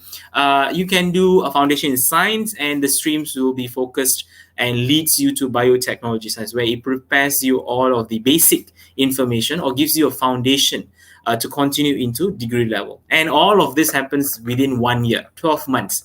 You are done, and then you proceed to degree, right? And I'm sure that you have seen a lot of materials, resources. You do a lot of research on where to continue your studies and so on. But let me tell you, 1 year of foundation will be a shortcut for you. Okay, as in it was not shortcut as in you get A and so on, but shortcut for you to your time, right, spent for a degree will be faster. Okay, so example, like if you do diploma, it's going to take you 3 years, and then you go into your degree studies, it's going to take another 2-3 years. So it will take 5 years of your time to complete a degree program. Okay, but if you join foundation, okay, so it's going to be 1 year of foundation, and then it's going to be 3 years of your degree studies. Okay, three years of your degree. Yeah, three years. So in total, you're going to spend 4 months. Okay, it's 4 months. Sorry for that. It's going to be 4 years. Okay, 4 years of your time. So again, foundation certification, you're just going to spend 1 year, 3 years degree, 4 years. You are graduated. You can go out and explore and get your the career that you liked. Start earning money, and then you can spend freely and so on. So if you do diploma and other courses that is apart from foundation study itself, it's going to take you 5 years. So which one? 4 years or 5 years, right? But if you're still not sure whether what are the things that why and so on for foundation studies, let me tell you more in terms of the certification itself. Okay, so we have 2 certification, which is foundation in arts and also foundation in science. Right, so let me tell you for foundation in arts, what are the entry requirements? So for entry requirement for foundation in arts, as you can see in the slides that is presented currently, SPM, SPMV or O level, you must have credit in any 5 subjects. So credit means C and above. So if you have 5 C's and above, you are eligible to join in for foundation in arts. Right, as in if let's say you don't have SPM and SPMV or O levels, you can also, if let's say you have UEC, so you must have grade B in 3 subjects. Okay, grade B in 3 subjects, then you can join in for foundation in arts. Right, apart from that, we have IB, which is middle year program. You must have 28 total points across the certificate 7 components. So once you fulfill this, right, you are eligible to enroll yourself in foundation in arts in IUMW, right? And next thing, before you enroll and so on, right, this is another thing that I normally the parents will ask me, or students who want to join, right, is this, I put it in layman term, is this program legit? Is this university is legit and so on? So way to answer that, right, I'm putting in a layman term, okay, always look for the Ministry of Education's code, reference code, and also the MQA code as well. So as you can see in the bracket, right, in the slide, you can see 2 codes, right? One is given by the ministry, which is on the left, is given by the Ministry of Education, and another one is given by the Malaysian Qualification Agency, okay, MQA, right? So it's accredited program and it's recognized by the Malaysian government and also MQA. So rest assured, whatever you are doing with IUMW, right, it is legit. So there's no question of dubious or you are like not sure of the program, right, or whether it will be acceptable or not, right? But all that, right, with this code is answered, right? So when you do foundation in art program, right, it can lead to arts, humanities, business, social sciences fields, information technology, and other relevant programs that are within the that is qualifies or you can enroll yourself using foundation in arts. Right, so we do offer like once you're done 1 year of foundation in arts, right, we do offer subjects that are in degree level. We do offer business papers. Example, we do have BBA, right, BBA business administration bachelor, and then we do have BBA in finance, we have BBA in international business, we have BBA in accounting, business bachelor of accounting, and then we do have we have another bachelor which is bachelor in real estate and auction management. So that is another hot selling or trending degree that we offer as feedback from the industry, itself, right? So if you are interested in all this, yeah, definitely you can do foundation in arts and then lead to all these degree programs. Okay, if you're not sure, you are always welcome to visit our website, IUMW, and then get all the information there. Okay, in terms of what degree are there available, you can always talk to the course counselors that are available, right? And then for a core module for foundation in arts, right, this is, I'm telling you more detailed because it will prepare you better and you have a better understanding of what are the things that you're going to go through in foundation studies. This is just me preparing you for what is going to come for next of your 1 year in foundation study, right? So you can prepare yourself mentally and also prepare yourself on what are things that you're going to learn and so on, right? So the core modules that are available, right, are offered, right? It is basic business, introduction to legal studies, okay, introduction to communication, you have statistics and probability, English, right? And you will have mathematics as well. So another subject here, introduction to psychology, right? These are the core modules in foundation in arts. And then we have streaming. I have mentioned earlier, you remember, about for general and focused streaming, right? For normal stream, you will have these elective modules, right? You will have mathematics, and then you will take basic accounting and finance in the second semester. And the third semester, you will take introduction to international integration. So these are taken by normal stream foundation students, okay, that might not lead to computer science and so on, right? If you are taking computer science or you're going to take professional communication bachelor, okay, where we do offer in our School of Communication, right? So in that, if let's say you're going to take a degree in professional communication, so this is the stream for you, right? So you're going to take introduction to media production and presentation. Means that you're not going to do mathematics, you're going to do introduction to media production and presentation. And then the next semester, you're going to do creative visual studies introduction. And the third is on introduction to event management. So these are the three specific or focused module for you to engage for 1 year of your foundation so that you qualify yourself to do degree in professional communication or any other paper that are related to communication itself. Right? So this is media stream. And then we have another stream, which is computing stream. Okay. For computing stream, you will be doing normal mathematics, a normal mathematics subject will be replaced with foundation in science mathematics subject. Okay. Because your computing here will be Bachelor of Science Computing Technology, computing science. Okay. Right. So that is for computing stream or computer science later on for your degree program. Okay. Then that is on arts. Then we have foundation in science. Okay, what is the entry requirement? Just now, if you remember, arts is 5 credits. Okay, then you, in any subject, 5 credits, then you can proceed to foundation in arts to enroll yourself and start your journey. But if let's say you're interested in science field, okay, you are a science stream student, then you can apply for foundation or admit yourself for foundation in science. But what are the requirements? It's the same 5 credit again, okay, but this time it has to have mathematics. Okay, the 5 must have mathematics credit, and any one science subject must be credit. So it can be biology, it can be physics, okay, it can be chemistry.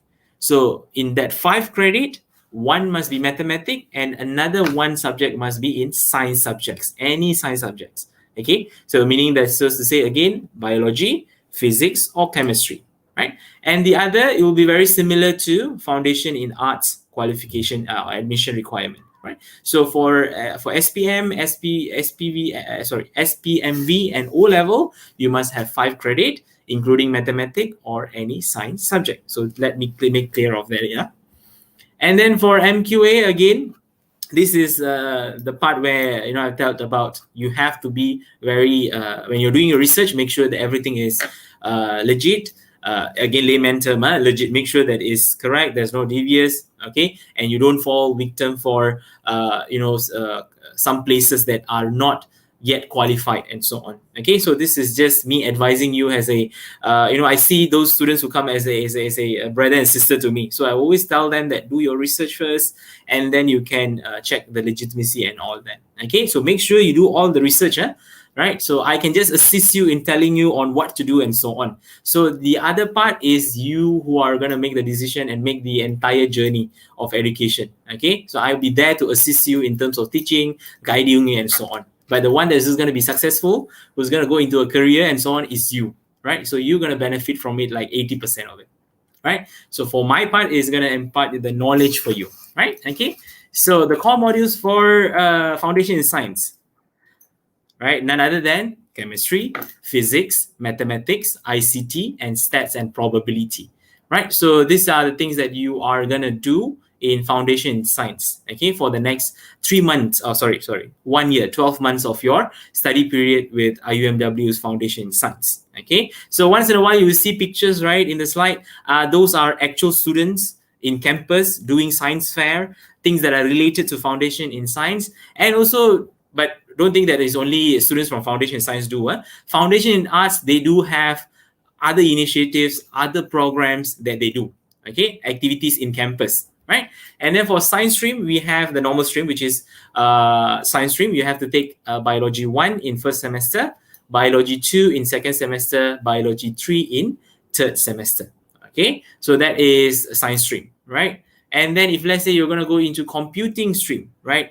Foundation in science, yeah, you have to take semester 1 computer stream. Second semester, you're going to take introduction to computer programming, and third is going to be analyzing and solving problems. Okay, so these are the elective module or the focused module for your bachelor in computer science. Okay, so these are the modules that you're gonna take. Okay, and then the academic pathway, like I said earlier, so this is just picturization of it, how fast it's gonna move. Okay, rather than spending 5 years, if let's say you do foundation 1 year, you're gonna just end up with a degree, or maybe you're gonna do your favorite career. Okay, you're gonna start your career in 4 years time from June 2021. So for the next 4 years, you're going to finish up your studies, and by 2025, if I'm not mistaken, you are graduated. Okay, you are graduated a degree, and then you can proceed with your life, and you have your things to achieve. Okay, I'm sure that you already drafted a lot of things that you want to do with your first salary, I'm sure. Okay, because I have done that before as well. So yeah, things go on and so on. Just think of whether you're going to do it for 4 years or 5 years, and what are the opportunities that you have. Okay, so what are the, every university have foundation. Okay, what is the thing that differs? Okay, things that differ.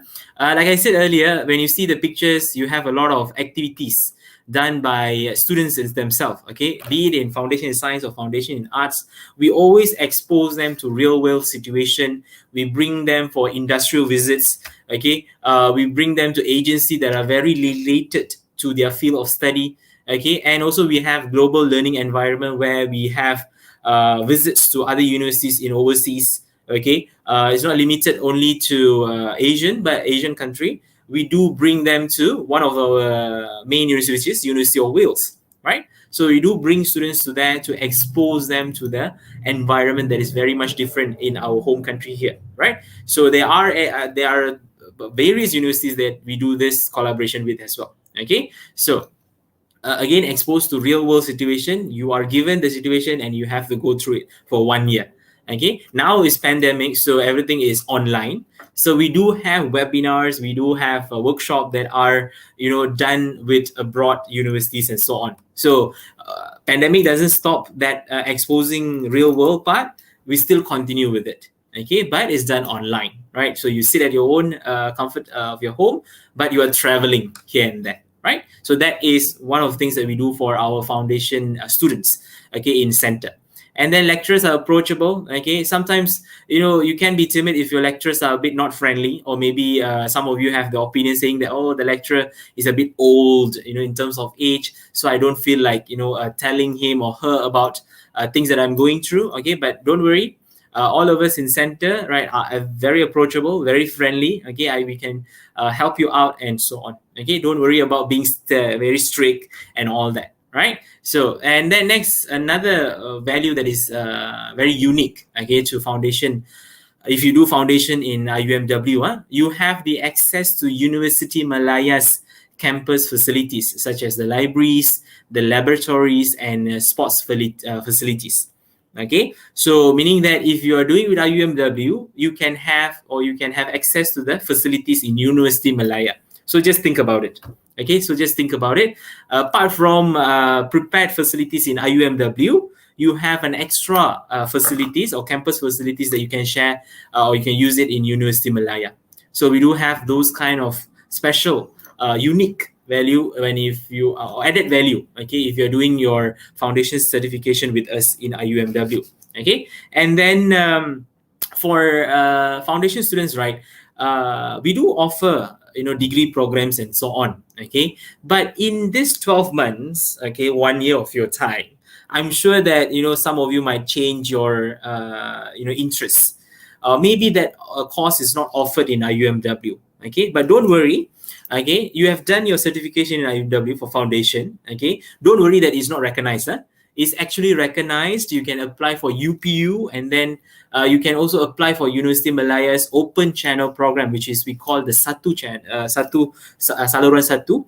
You can actually apply if you're going for local university, right? With our certification. If let's say you don't want to go to local university in Malaysia, if you want to go to private universities or IPTS, we call them, right? You don't want to do your degree in IUMW, okay?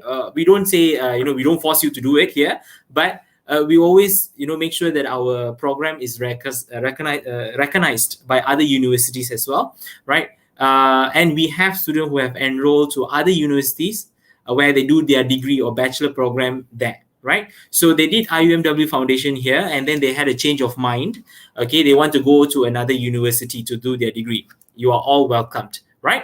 Again, students have ventured into other universities. Okay, not only locally, as in the private universities, but they have went abroad as well. So I have my own students who are doing MBBS program in Indonesia.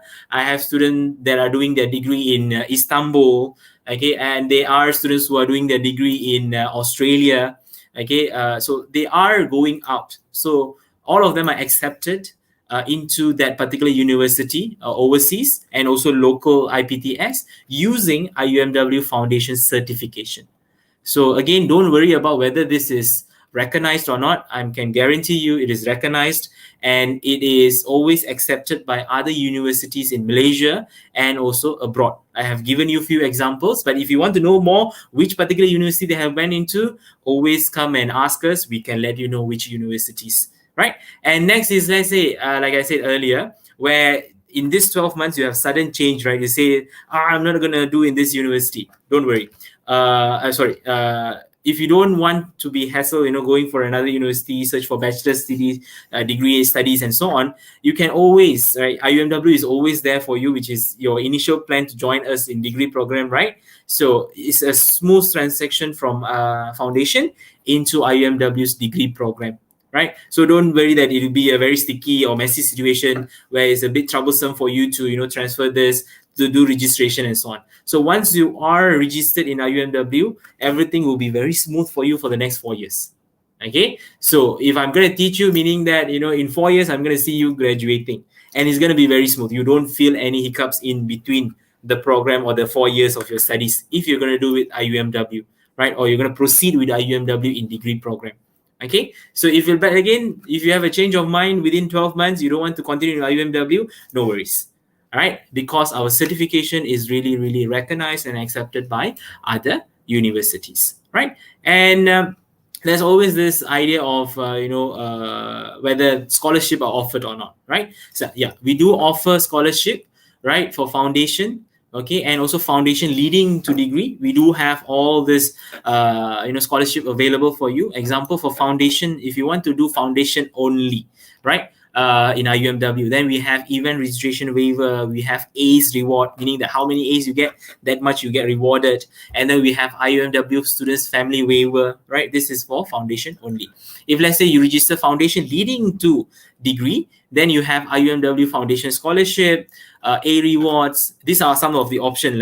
It's not like we're going to give all of it, but we will fit you into the category that how your results are. So those are the things that you have to come and consult with us. So we see which scholarship are you eligible for. Okay, but again, if you want to know in detail, come and talk to us or to the course counselor that are available, so you get a bigger picture on the things that are doable. Okay, and to proceed into your journey, your study journey. Okay, with IUMW.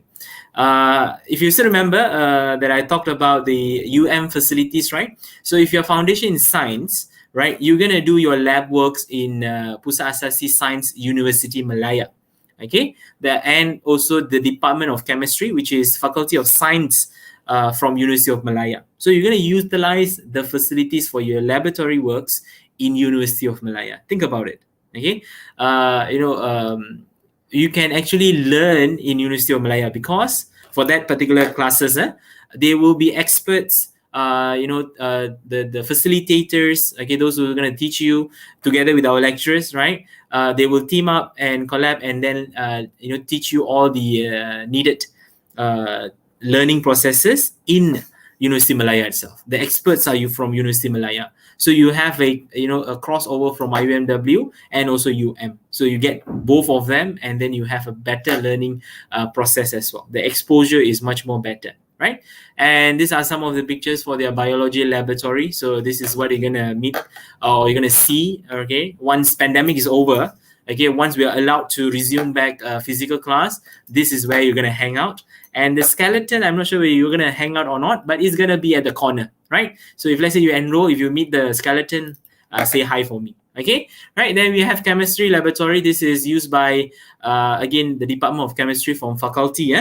So these are the lab they're going to use here is used by the degree students in University Malaya, right? So just imagine the facilities and so on that we are offering to you, and you have an added value. Okay, not really in IUMW, we have facility access as well. Okay, so these are some of the pictures for you to go through, right? So that what are things that you can expect in your foundation study.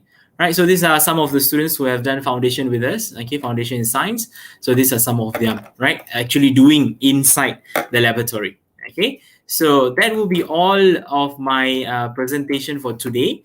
Okay, if you have any question, you are free to ask. Anything you are not sure of, maybe your parents are asking right now, okay, always feel free to ask.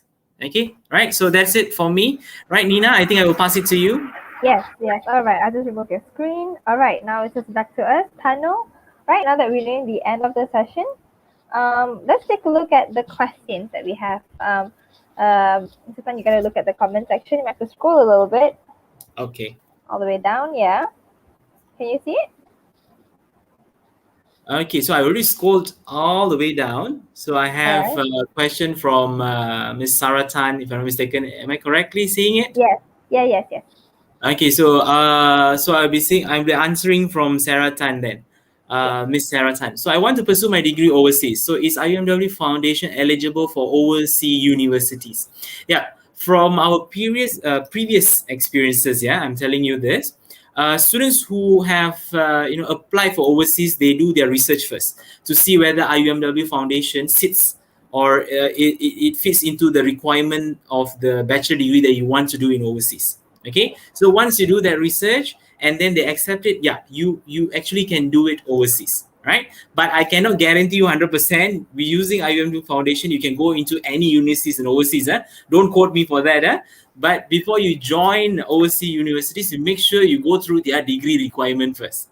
Okay, each of the university, each of the degree program that you see, whether it's local or overseas, you have to make sure the requirement is there.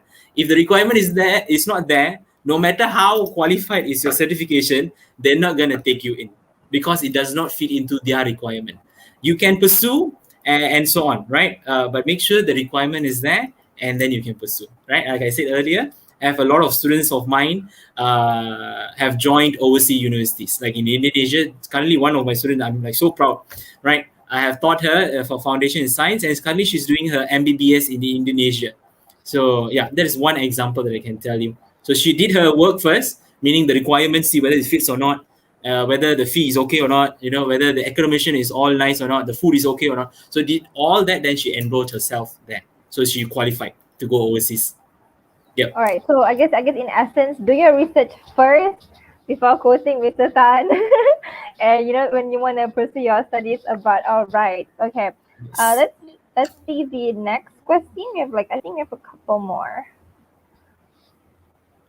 Okay, so I have this question which says from Stanley, if I'm not mistaken.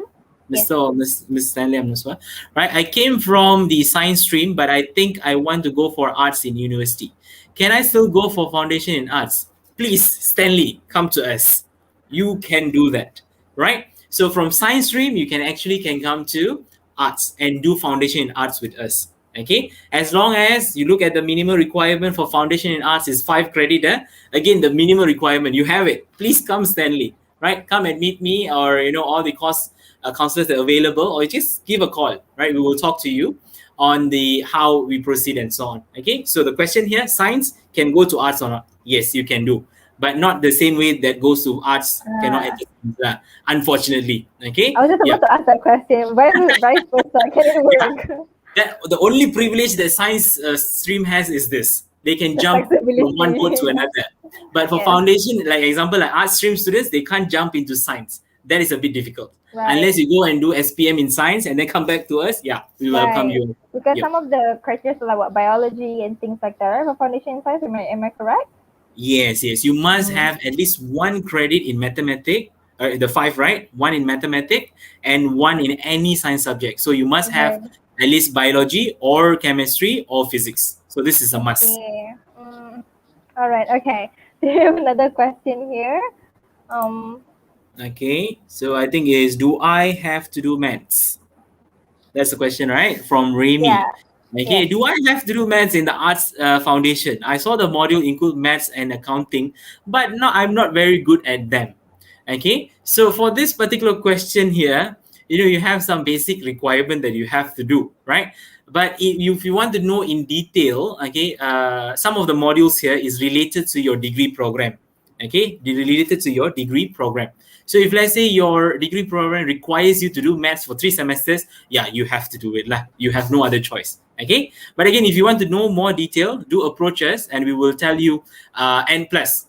Students nowadays, they get A plus and then come to us saying that they are not good at maths. So I have trust issues here, right? So come and have a discussion with us and see how far your qualifications are, and then from there we will have discussion.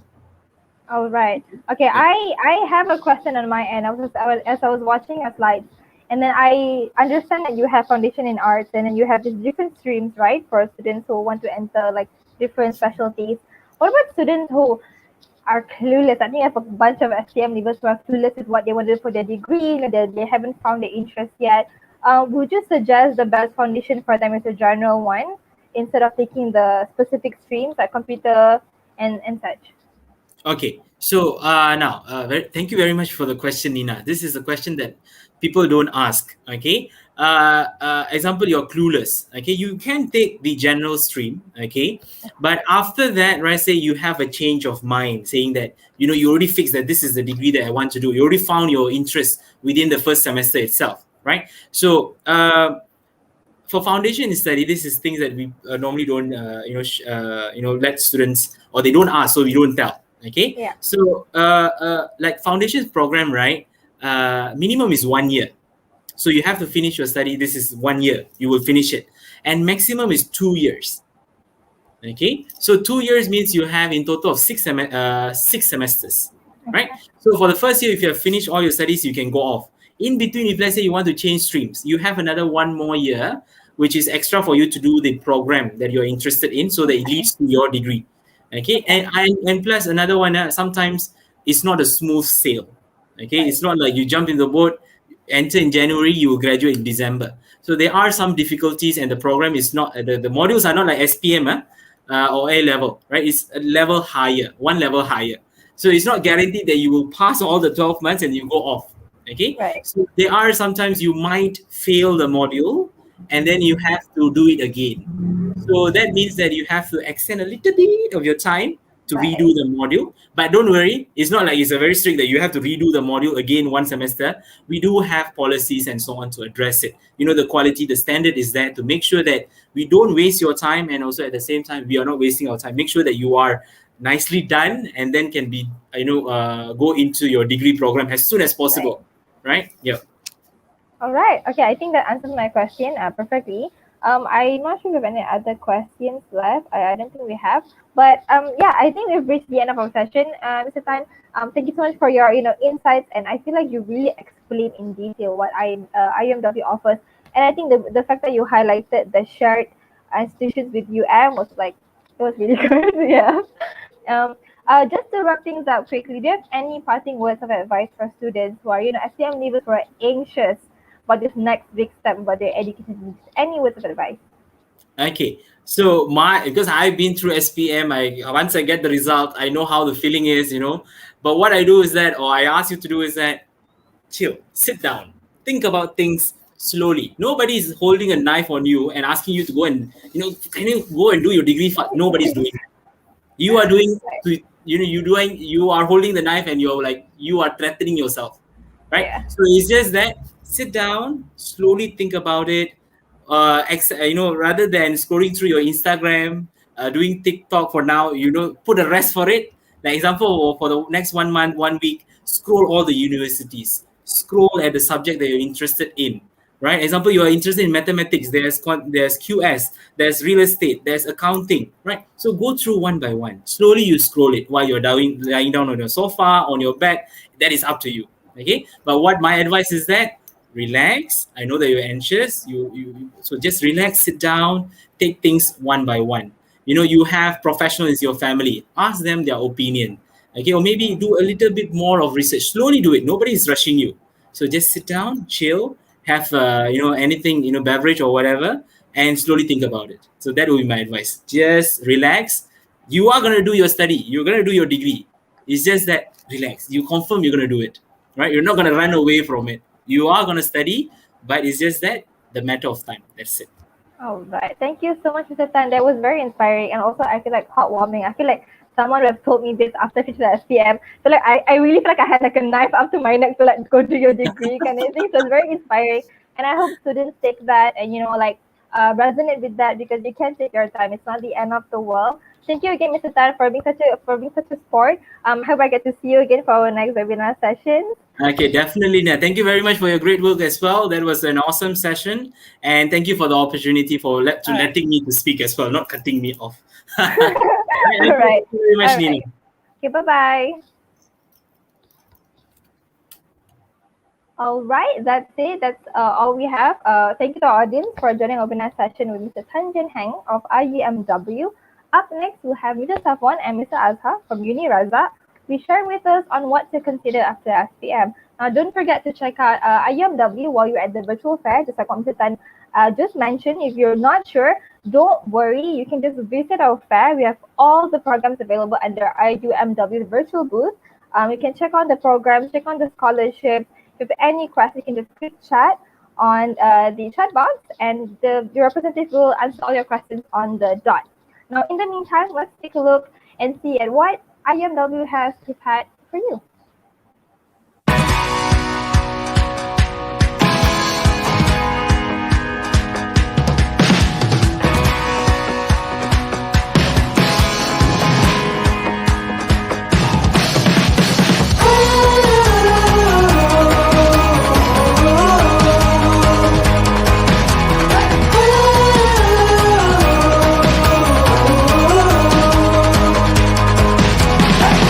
Chase down a brand new adventure. Step up, step out and enter in.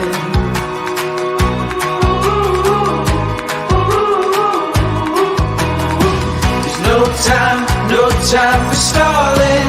The wild is calling.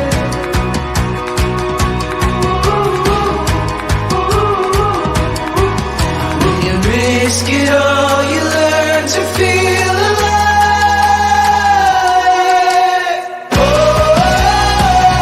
Searching for new life.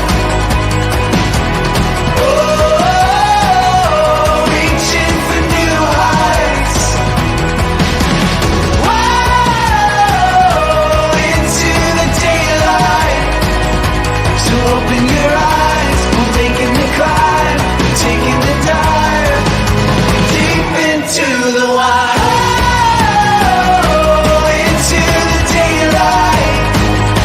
So open your eyes, we're making the climb, taking the dive deep into the wild.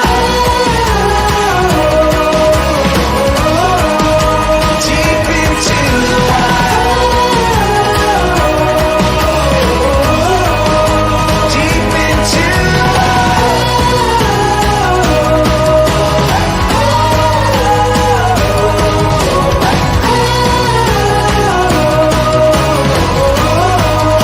deep into the wild.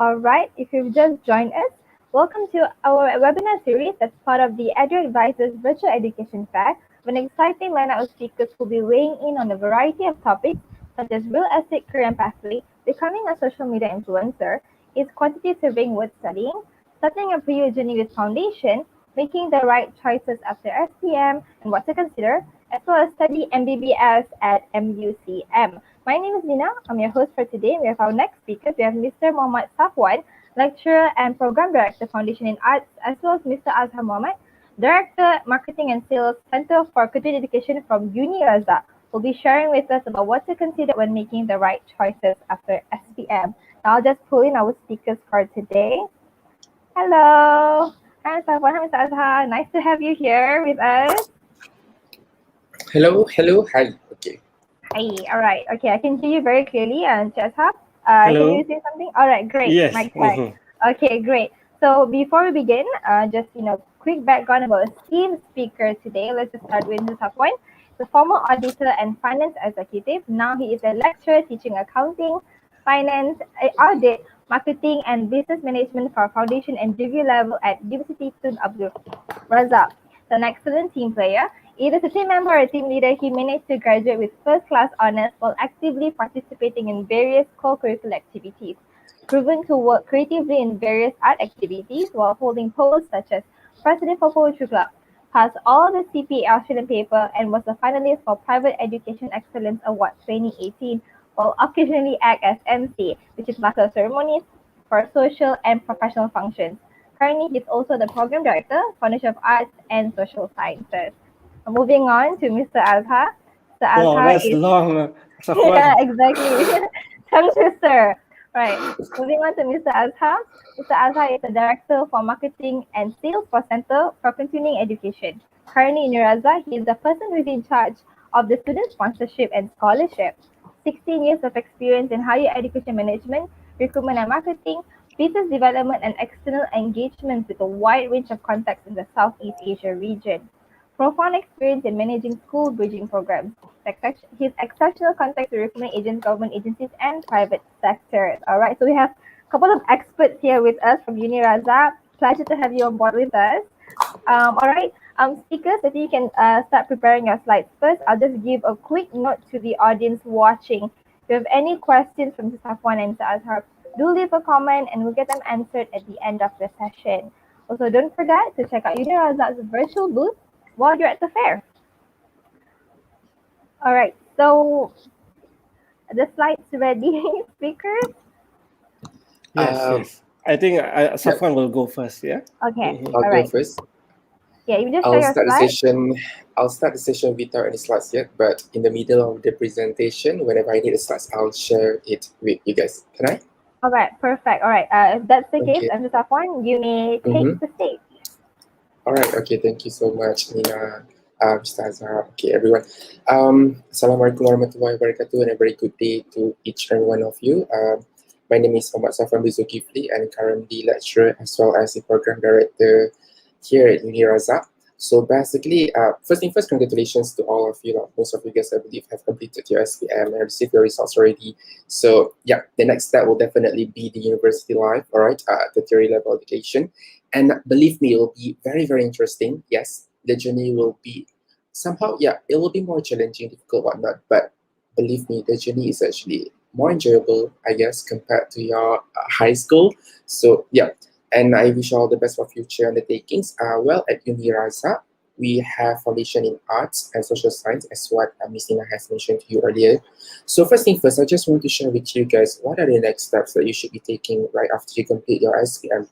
I believe most of you guys have these questions where you were basically asking yourself, what is the next step that you should be taking? Should you go for foundation? Should you go for diploma? Should you go for matriculation, whatnot? Okay, so for me, definitely each path that you are thinking of has its own advantages as well as disadvantages. But here in UNIRAZAK, I will see that foundation program is actually a good start for you before you enroll yourself as a degree student. Me myself back then was a foundation student as well, and I can tell you that their journey is actually very, very fun. Even though I believe you've heard of this stigma where a lot of person are saying that foundation being difficult, but believe me, foundation is actually not difficult. So when it comes to foundation, definitely one of the advantages would be the duration, time, time.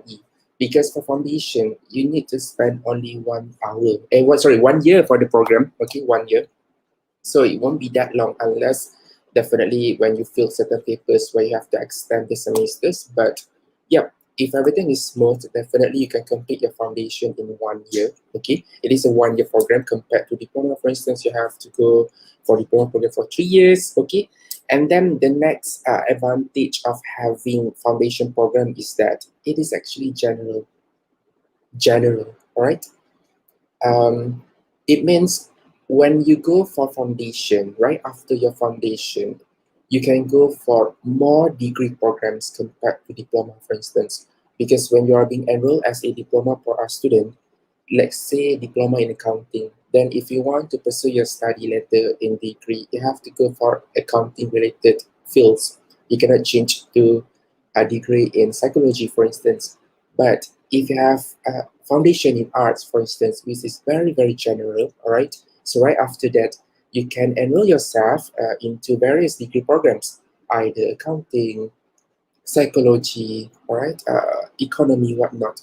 So that's the next beauty of having foundation program actually, because I believe you guys are. I used to be at your age as well, so we are quite confused of what programs that we should be taking. All right, and then our preference is not fixed. So perhaps before you being enrolled into university, you want to take this one program, but in the middle of the study, all right, and then you change, you want to go for another program, for instance. So that's why if you are being enrolled as a foundation program, the options are wider, I would say. So you have more options later. So that's the beauty of having foundation program as well. And then the next advantage of having a foundation is that, yes, since this is very general, and then it provides you with a smoother transition to degree program. So right after you complete your 1 year foundation program, you can straight away enroll into the degree program, all right? Regardless the same university or the other university, okay, it depends on your preference later. And definitely lastly, cost, COST. So when it comes to foundation, definitely the cost is way cheaper compared to diploma. Why? Because of the amount of time you spend for foundation, which is only 1 year compared to 3 years program. So definitely in terms of cost, foundation provides you with a much, much lower cost. So now, next, I would like to share with you guys a little bit about foundations program here in UNIRAZAK. So I'm going to share with you guys the slides for a while.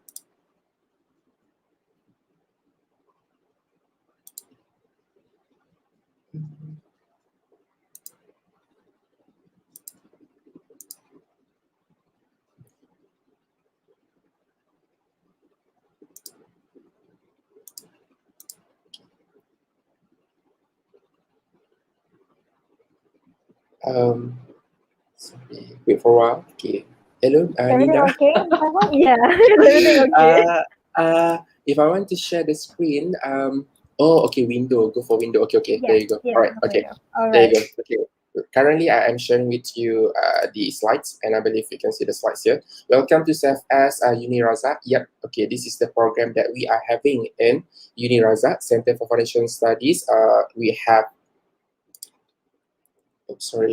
have, yes, Foundation in Arts and Social Science, FASS. So basically, it is a foundation program in arts and general programs. So basically, what are the subjects that you will be taking if you go for Foundation in Arts and Social Science here in UNIRAZAK?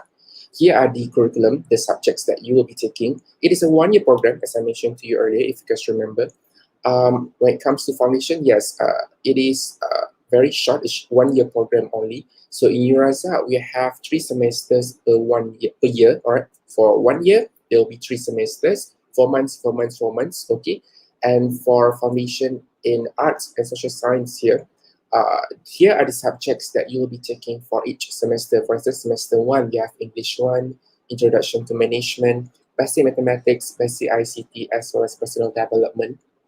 And then moving on to semester 2, definitely the subjects taught will be, in terms of level of difficulty, it will be higher a little bit compared to semester 1, I guess. It's English 2, principles of sociology, basic economics, global studies, as well as core curriculum.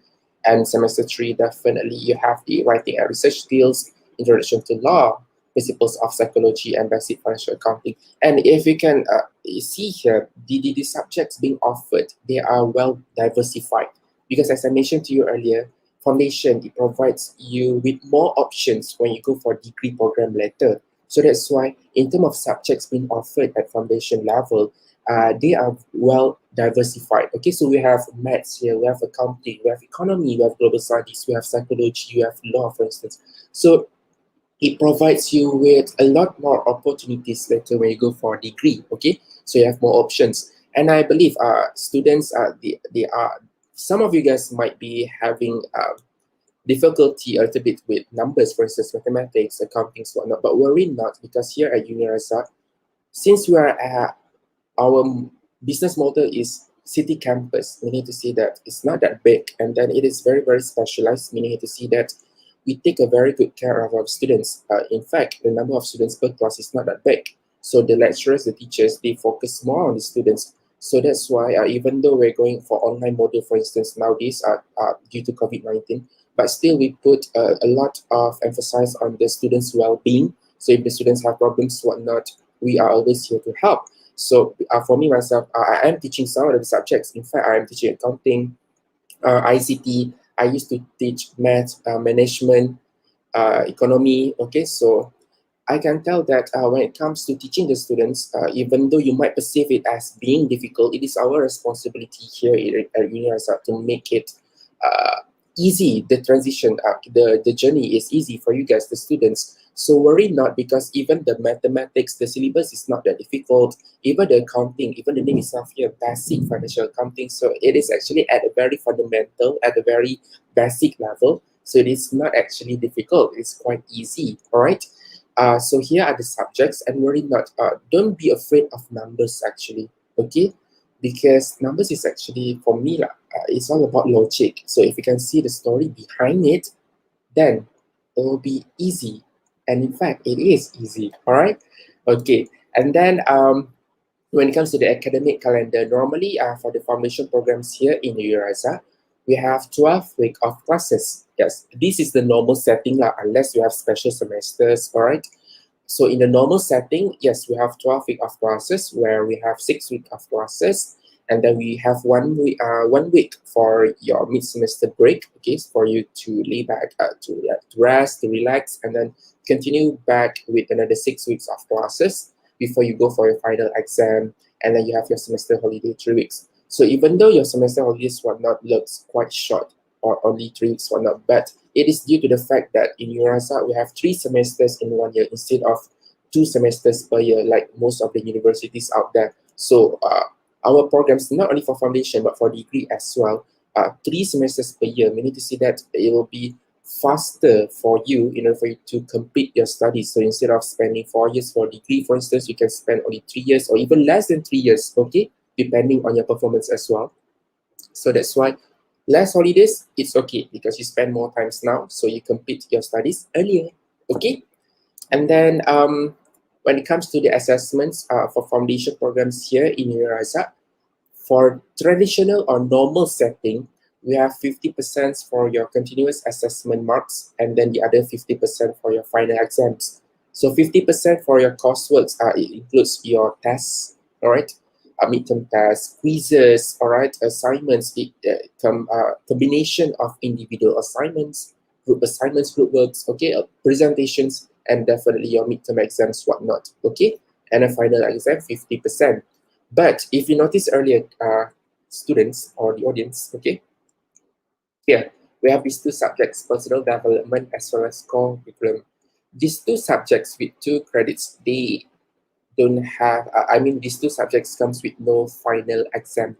So that's why here, personal development and core curriculum, 100% coursework. Meaning to say that for personal development and core curriculum, there will be no final exam.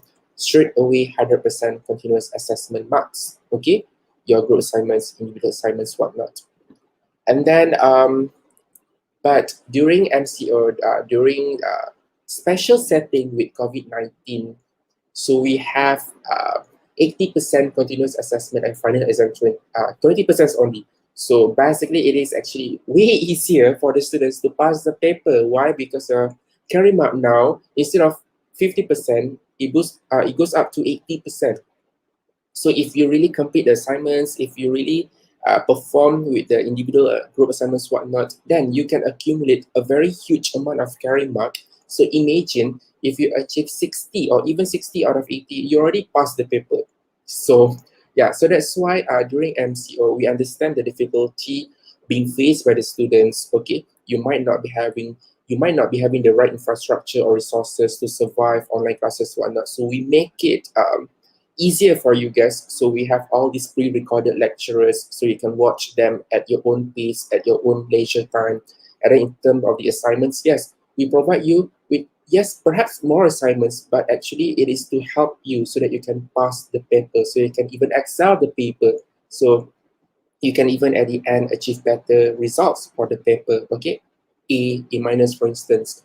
So that's why during MCO, to help the students, we have higher weightage for coursework compared to final exam, so that the students, they don't really stress on the final exam, so that they can accumulate or kumpul in Malay, more marks, all right, throughout the semester.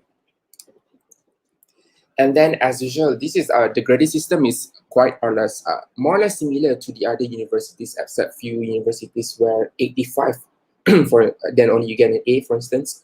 But here at UNIRAZAK, yes, in order for you to get the best result, you need to achieve 80. So imagine if your Karima 80 out of 80. So you already achieved A for the paper lah, all right? But definitely you need to sit for the final exam, all right, in order for you to pass the paper. So yeah, this is the grading system, more or less the same as what we are having with the other universities, maybe private or public universities.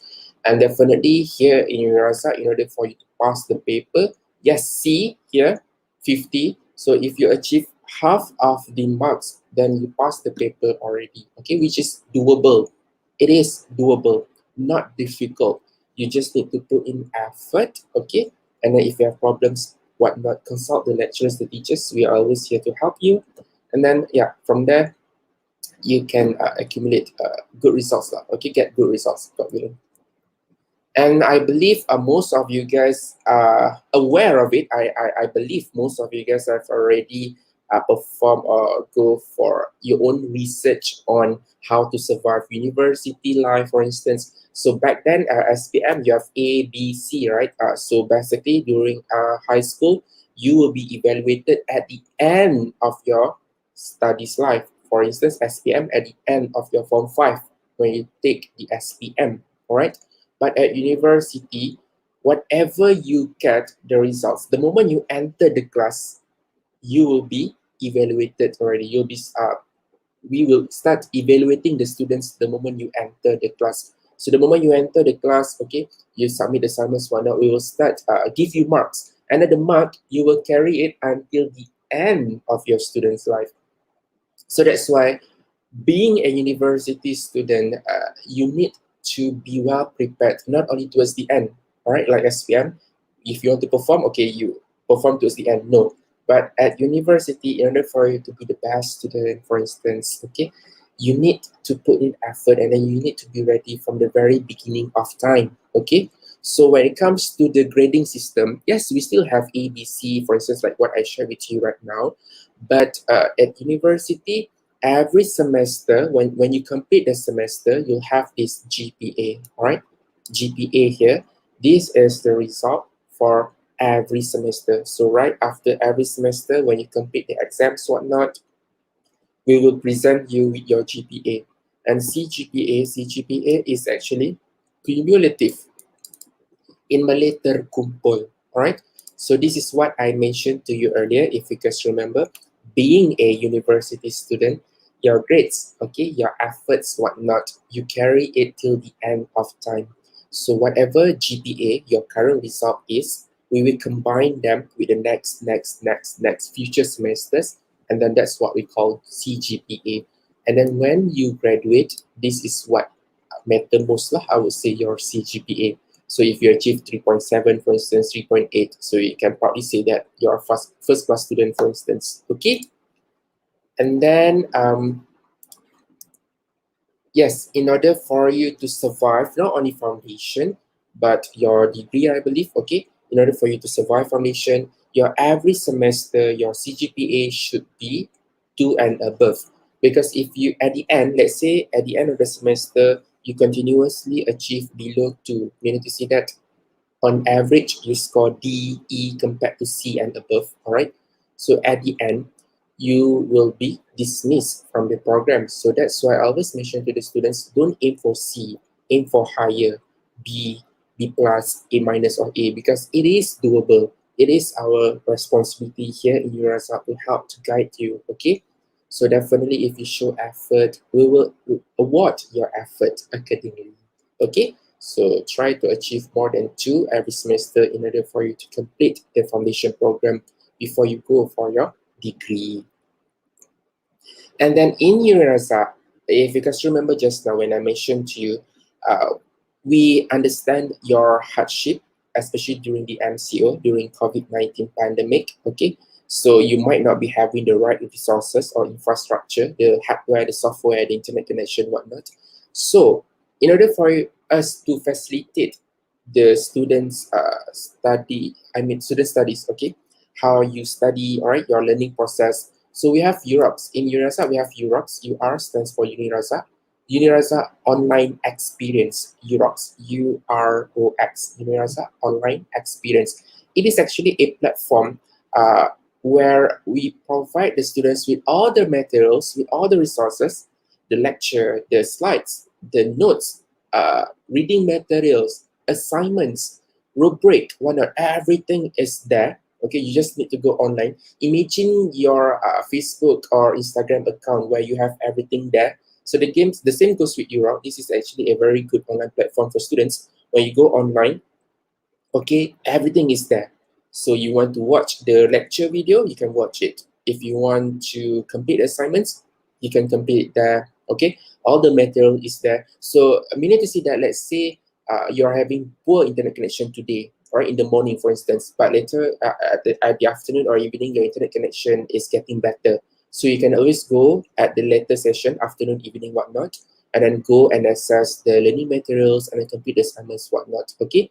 And then definitely if you have any problems, whatnot, you can always contact the lecturers using UROX, UNIRAZAK Online Experience platform here, or you can always WhatsApp message the lecturers as well, okay?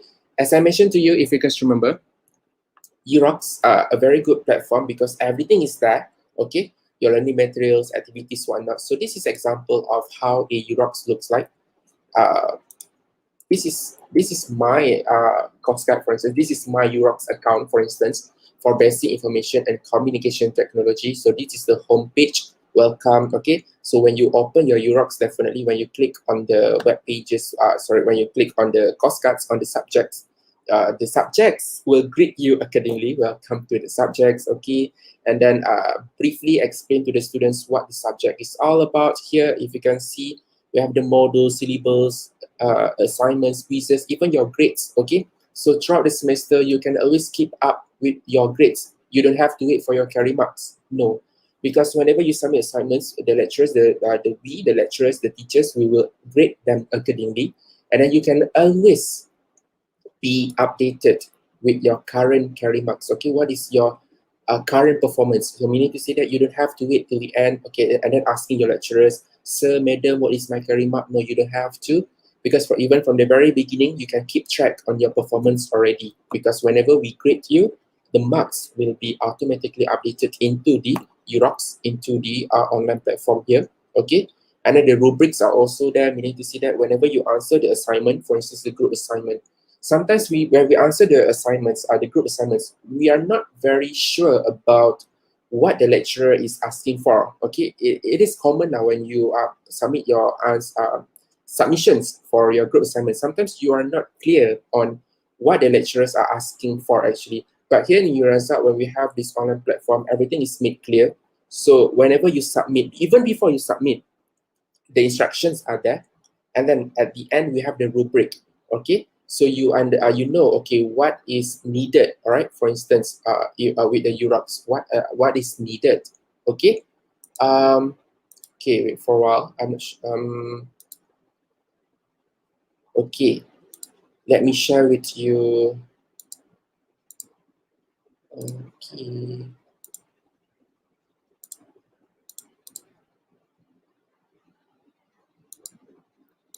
All right. Okay, here, for instance, ICT just now, as I mentioned to you, if you go to the assignments, okay, and then all the assignments are there. All right, let's see the quizzes, whatnot, the assignments. And then when you click on the assignments at the end, okay, the rubrics are there. So as a student, you pretty much understand now what are the requirements in order for you to get the best result possible, all right? So in order for you to get higher marks, okay, what are the things that you will be evaluated, okay, based on what? So quality, whatnot, right? So this is UROX, I would say. It's a very good online platform, all right, so that the students can has the best experience possible when it comes to their learning, all right, learning. I think, yeah, that's pretty much from me, okay, on UNIRAZAK's foundation program, yes. And I would say that UNIRAZAK foundation program is a good one, yes. It is accredited by MQA, and definitely by having the certification, you can always go for more programs later for your undergraduate, for your degree. And if let's say that you don't find any suitable programs in UNIRAZAK, you can always use the certificate and then go for the other universities as well. Because yes, the certification is being accredited by MQA. Alright, so Imlay sijil tu sah laku untuk awak bawa ke mana-mana. Alright, so that's why it is a good program, I would say. And yes, Miss Nina, I think that's all from me when it comes to UNIRAZAK's foundation program. All right. I'll just remove your screen from the slide. All right. Thank you, Mr. Safwan. Now, should I bring in Mr. Azhar into the stream now, Mr. Azhar? All right. Okay. Hi. All right. Thank you, Safwan, for the very detailed presentation about the foundation in art and social science at UNIRAZAK. Yeah, I mean, like, just to let you know that currently UNIRAZAK is offering a full scholarship for the foundation year. Yeah, so students can come and study for free for the foundation. Yeah. There's no catch over there, meaning some institution they offer it like you have to do foundation, but if let's say you pursue your bachelor into other university, you have to pay in full for your foundation, but not in UNIRAZAK.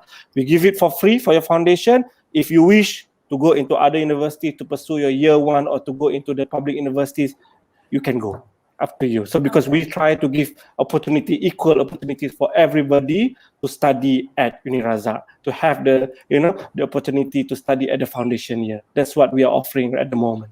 Yeah. All right. So I mean, like, I'm here today to talk about the financial assistance, at the tertiary education institution. So I'll share my screen. Yeah. All right. Great.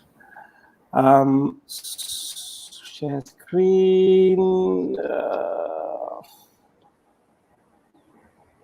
Win the application. Okay, I will share screen too. Yeah. Okay, are you seeing it? All right. Okay. I will Oh. just minimize this so that Okay, people won't alright. get themselves confused. All right. I will make it big. Yes. All right. Okay. Hope you guys can see. So funding your studies at UNIRAZAK. All right. So basically, this is not only to UNIRAZAK. What I'm trying to explain today is generally to how you can fund yourself to pursue your study into the higher level of education. All right. Because I always see that this is the main issue facing by the students. Yeah, you have the program that what you want to do, but you don't have the result in order for to support you, or maybe financially you are not strong enough to go into your dream program, your dream university. So probably today I hope this presentation will help you, you know, to apply for to get financial assistance, or probably to get a scholarship or sponsorship, or whatever sort of financial assistance in order to fund your study, you know, at the higher level. Okay, so funding your graduate studies. All right. So one of the prevailing concern for the prospective students, as I mentioned earlier on, worldwide, is basically funding lah. Okay, many countries with the current economic situation right now, you know, government cuts the government funding. You know, most of the scholarship are not giving out scholarship numbers as how much they used to give out. You know, obtaining sufficient funding, managing that. These are the biggest issue that students are facing right now. You know, but one thing that I need to elaborate over here, there are different types of funding or financial assistance over here. All right. Okay, you can see here what I have highlighted over there. So one of those is basically home and host country governments. All right. For instance, if let's say there are any international students watching my talk currently, you know, you can always check out whether your government are giving fund to for your home country students to go to Malaysia to study. And also you can always check at the Malaysian higher education website, you know, Ministry of Higher Education website, whether, or maybe at the Education Malaysia website, you know, whether there are any scholarships provided by the government of Malaysia to your countries for students from your countries to come to Malaysia to study. This is very, very important for you to see. One of the websites that you can check to come to Malaysia is that you can check into Education Malaysia Global Services, EMGS. All right, this is basically to promote all these government host sponsorship or scholarships. Okay, number two is basically universities and higher education institutions sponsorship. Each and every institution, particularly private in Malaysia, they do have their own allocation for scholarships, be it whether for international or maybe for domestic students. All right, so you have to check out, if let's say you're interested to study at UNIRAZAK, for instance, you can always check. All right, for instance, I give you an example earlier on. Yeah, so we are giving out full scholarship or full sponsorship for the foundation year. So students at any point in time, at any level, you can come in if you're interested to do foundation. Yeah, all right. Thirdly is study loans. Malaysian students, you are well aware about PTPTN, you know, that giving out loans. For Bumiputra students, you have MARA that giving out loans. In fact, for MARA, they're giving out what they call it as the convertible loan, yeah, whereby it is approved as a loan, but at the end of the study, they will look at, as mentioned by Mr. Safwan earlier on, they will look at your CGPA. If let's say your score is basically 3.75 and above, they will convert it from loan into scholarships, meaning you don't have to pay a single cent. And furthermore, there's no bond out of it. Yeah. All right. Thirdly, scholarships. All right. Of course, in the perspective of Malaysia itself, you can see quite a number of sponsorships body currently giving out scholarships. We are all aware that what do you call it? SPM result has just been released on last Thursday. So meaning that most of you, if you check out like Yayasan Maybank, you know, Yayasan Proton, Yayasan Pro2, you know, they are all currently giving out, you know, promoting their scholarships. You know, Malaysia Rubber Export Promotional Council, you know, MARA itself, JPA, they are all currently promoting, scholarships. Of course, when we talk about scholarship, there are requirements that come in hand with it. Of course, when we talk about scholarship, also they're looking at those who are at the high flyers, the high flyer with a very good result in order for you to be able to be eligible for the scholarships. But probably later I will show you one of the example of current scholarship that is available for you guys to apply in market at the moment. All right, charities, trust, learn society, special interest group. If you look carefully, sometimes for instance, I give you an example like a Rotary Club. They're also giving out a scholarship for certain group of students. Probably, certain programs, certain requirements you have to meet before you are able to apply for that. Those who are not from the Klang Valley, the state's foundation are all giving out, one-off sponsorship. All right, this is basically more on the preparatory before you can come to start your study at any universities in Malaysia. I give you an example as well. Yayasan Kedah, Yayasan Terengganu, Yayasan Johor, Yayasan Pelajaran Johor, Yayasan Selangor. There are allocation for students to apply for this one-off sponsorship, basically a preparatory money for you to go into higher level institutions. All right. Next one will be student and professional development loans. All right. Professional development loans or scholarships. I give you another example. Yayasan Peneraju right now. All right, they are giving out sponsorship for students to apply for certification, to do your CPA Australia, to do your ACCA, to do your ICA, EW, for the accounting certification, and soon, based from our recent discussion, is that they will also start sponsoring students to do certification for taxation for CTIM. Yeah. So these are another example of professional development loans, for you to upskill yourself, to get your professional certified, certification, to do better in your working industry. Well, all right. And last but not least, the employer contribution. These are mainly focused on the what do you call it, the working adults. Yeah. Probably you can talk to your parents also. EPF withdrawal is one of the options. If let's say you want to do something, but there's no other options of financial assistance available, probably this will be one of the resort that you can opt to. Yeah. All right. As promised, I'm giving you the example. Okay. Currently in UNIRAZAK, we have Budi UNIRAZAK, PNB UNIRAZAK Budi Scholarship Program. All right. So these scholarships are mainly focused on the for those who are interested to do Bachelor of Accounting. All right. So our Bachelor of Accounting are primarily one of the most elite in Malaysia and particularly globally. Yeah, because if you search around, there's no any other university in the world that can offer Bachelor of Accounting with embedded professional paper. So our program is basically embedded with CPA Australia. So at the end of your 5-year studies together with your foundation, you will graduate together with CPA certification. All right. So this is, like I said, one of the options for sponsorship available if, let's say, you're keen to do a Bachelor of Accounting. Is very prestige with a value of sponsorship worth more than 150,000 for 5 years.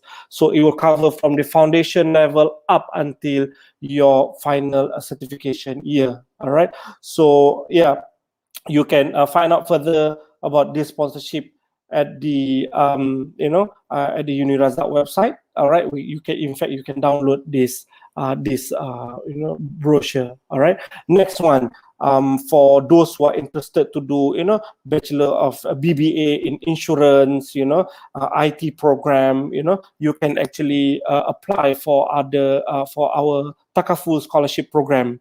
It's open for all the SPM leavers. All right. For the additional information, you can the application date now is open until 1st of May. Now they have extended up until 31st of July. You can find out further about this information about this scholarship. Next one, for Bumi Putra students particularly, for those who have completed the foundation year or A-level equivalents, all right, we have options of, sponsorship for what we call it, collaboration between UNIRAZAK and MARA. So we have the tertiary education sponsorship program, all right. So it applicable for 11 programs, particularly insurance, Islamic banking and finance, Islamic financial planning, a Bachelor of Business Management, BBM, entrepreneurship, taxation, government and public policy, economics, and Bachelor of Commerce. All right. So this is only because TSP does not cover your foundation year. So one of the options, as I mentioned earlier, is that you can go into UNIRAZAK under the full, the free foundation year, and then going into year one, you can take up this, you can apply for this TESP sponsorship. All right. For your kind information, TESP, they have 3 rounds of application in a year, which be practically April, July, and November. All right. Next one, for postgraduate study, also for the Bumi Putra student, you have an option for full-time or the MBA program, and also master in management, also for PhD. This is particularly targeting the working adult, as long as you can, fulfill all the requirements. So for the TESP as well as GRP, these are basically, as what I mentioned earlier on, convertible loan. So it will start off as loans, but at the end of the day, they will look at your final CGPA. All right. For SPM leavers particularly, all right, we have another option. So for those who are interested to do Bachelor of Accounting or maybe Bachelor of Economics and Bachelor of Taxation, MARA is offering a scholarship for students to do 1 year of the Asasi program at their MARA Center. And then after that, after 1 year, upon completing your foundation, the Asasi program, you will be going into UNIRAZAK for your year 1, 2, 3, and 4. So this is also a full scholarship program. All right. Further additional minimum requirements for this is 6 A's. All right. So additional information, you can always visit our website, to talk so that you can find out more about this information about the scholarship. So the application is open up until 30th of June, until end of this month. Yep. All right. We also do, through our collaboration with BDREF, Bumi Putra Dealer Representative Education Fund, we are also offering, they are also offering scholarships for students to come to UNIRAZAK to study all the listed program, particularly to all these, accounting related program, for instance, like banking and finance, financial planning, MBA, these are the program available. My brain for postgraduate students currently is not, once the opening period is open, we will of course definitely going to announce it in our website. All right, this is what I'm talking about earlier on.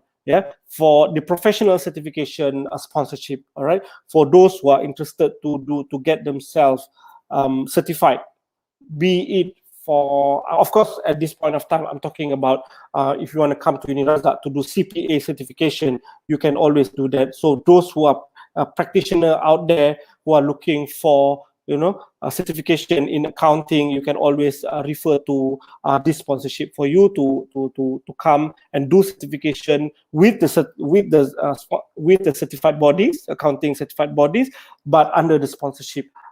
But of course, you will have like a module tuition under UNIRAZAK, supervision under UNIRAZAK. So this is another great example for you to upskill yourself, to do better in the industry. All right. So whether you have 1 year working experience or maybe 15-year working experience, now you're 45 or maybe 48 years old, these are all applicable for everyone. Yep. All right. So a bit of just a short one for the performance of our former sponsored students. You can see that most of them are doing really, really well, out there right now. For instance, we have Mara sponsored students currently working with Petronas. Nurul Atika currently working as a manager at Public Bank. We have Muhaimin graduate from Bachelor of Economics. All right, currently working with AirAsia, and then we have No Shakira, graduate from BBA. Currently working as a senior exec at the public bank. All right, so yeah, I mean, like, that's mainly about it. Additional information, you can always go to our website. All right, you can also go to scholarship.unirazak.edu.my, or you can always contact me or any one of us over here on the screen. All right, so I think that's about it from me. Thank you very much. All right, thank you so much, Mr. Azhar. All right, I'll just remove your slides from the screen. Please, yeah. Great. Okay, so I'm just gonna bring Safwan back into the stream so we can go over our Q&A session. But thank you, Mr. Azhar, for your very detailed explanation on the fundings and specific ones that UNIRAZAK offers. All right, okay, let's just go over our Q&A session. Now, if you look at the comment section on your right-hand side, you have to scroll a little bit. Then when you reach almost at the bottom, yeah. Yeah.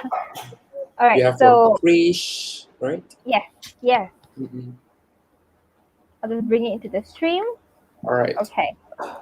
I wasn't very active in school for my core curriculum. Is there any other way to distinguish myself to go into uni? Well, I would say whatever happened back then during school time, you can always go back. I mean, you can always enter university and be a better version of you. Meaning to say that if you didn't really perform back then during school time, you can always be even the best students here at the university, because even at UNIRAZAK, we do have cases where we have students not getting straight A's as IUMW and whatnot, but being the best student, or getting good CGPA, being dean list students every semester. So what I can tell you is that whatever happened back then, just forget about it and then focus on the future. For another way to distinguish myself to go into the uni, well, I would say that in order for you to enter the private universities, the requirement is not that difficult. Meaning to say that, for instance, 5 credits, right? So if you fulfill the 5 credits minimum requirement, you can always enter the university, and from there start fresh and be a better version of you. And perhaps Mr. Azhar would like to add on something. Yeah. I mean, like, I totally agree with Mr. Safwan, but all I want to advise you is that always be present. That's it. When you go to the university, it's unlike at school level where everything is spoon-fed. When you go to university, you have to be present, to show your interest. What do you want to study? What you are interested in? I think from there, automatically, it will change you as a person, to wanting to know more, wanting to learn more, Yeah, that's all from me. Yes, I agree. We can move on to the next question, perhaps? Yes. Please. Okay. I passed my SPM. Is that the one? Yes. Yes. I passed my SPM, but I didn't get any A's. What's your advice for me? I think Mr. Safwan, I think this is talking about going into foundation, yeah? All right. Okay, you didn't get any A back then for your SPM. What's your advice? My advice for you, I would say, as I mentioned to you earlier, whatever happened in the past, yes, it happened. There's nothing we can do to change it. But as a human being, as a student, definitely want to be better in the future. So start fresh. I believe somehow you might meet the minimum 5 C's requirement, for instance. So whatever you have, work from there, okay? Perhaps with the minimum 5 C's requirements, you can enter university and then from there start fresh, okay? Put in more effort, because you might be surprised actually, because from even my personal experience, being a student, the way of learning whatnot is totally different from school, the transition from school to university. It is actually totally different. So if you find it difficult during school time, you might find it easy, interesting, more related to you, all right, more relevant to you when you go for university. So yeah, so my advice for you would be start fresh, okay? Be a better version of you now when you go for the university. Yes. Okay, Aina, all the best, Aina. Awak boleh buat. Okay. All right. I want to add on that on this question in terms of funding. I know that A's are very much required for scholarships, right?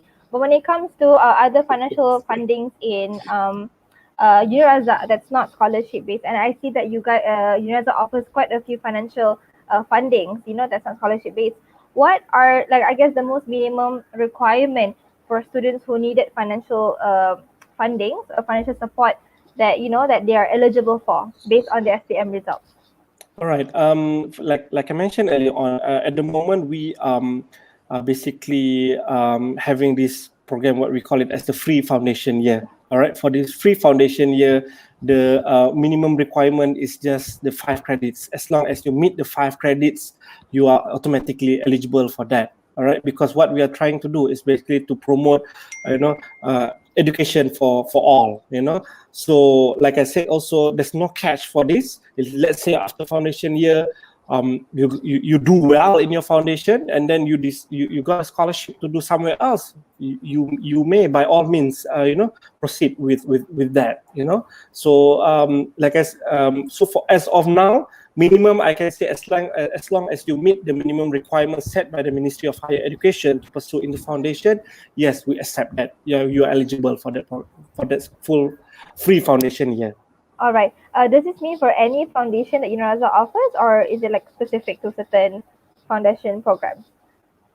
This is basically for foundation in art and social science. Alright. At the moment, this is the only foundation year that we are offering in Okay. UNIRAZAK. Yes. All right. Okay. All right. Got it. I think we move on to the next question. We have a couple more questions from the audience. There's one from Akil. I think Akil, because I taught in English. I think there must be a certain gap from SPM until uni. I feel like during SPM days, your science or your maths are taught in bahasa. Even for me, my economics was taught in BM. And then now when you get into uni or college, it's like in a completely different language. You're learning like the translation you would understand. So I do think it's a kind of a pretty legit question, valid question for SPM leavers. Yes. Exactly. Yep. For all the subjects, definitely they were taught in English, but definitely, as I mentioned to you, at UNIRAZAK, with the lecturers, with the teachers, we understand your situation, your needs, your wants. So that even me myself during class time, yes, I am conducting the classes in English, but when it comes to Q&A sessions, for instance, if the students don't really get it, and then they need me to explain it in Malay, for instance, then by all means saya akan terangkan dalam bahasa Melayu. But we do have international students, for instance, so definitely English is still the main language lah. So when it comes to explaining in Malay term, for instance, I'll ask for the permission first. So I would say like in Malay, ini ialah apa yang dalam bahasa Melayu contoh. So that's how we meet the diversified needs and wants from the students lah, to help. Because at the end, the objective is definitely with the teachers, with the lecturers, we want them to understand the content, the subject matter, because if they don't understand it, that I will say that I feel as a lecturer lah. So that's why, nak dorang faham. I want them to understand it. All right. Okay. All right. I think we can go on to the next one in terms of programs. From Leah, how do you convince my parents to let me take the program that I want?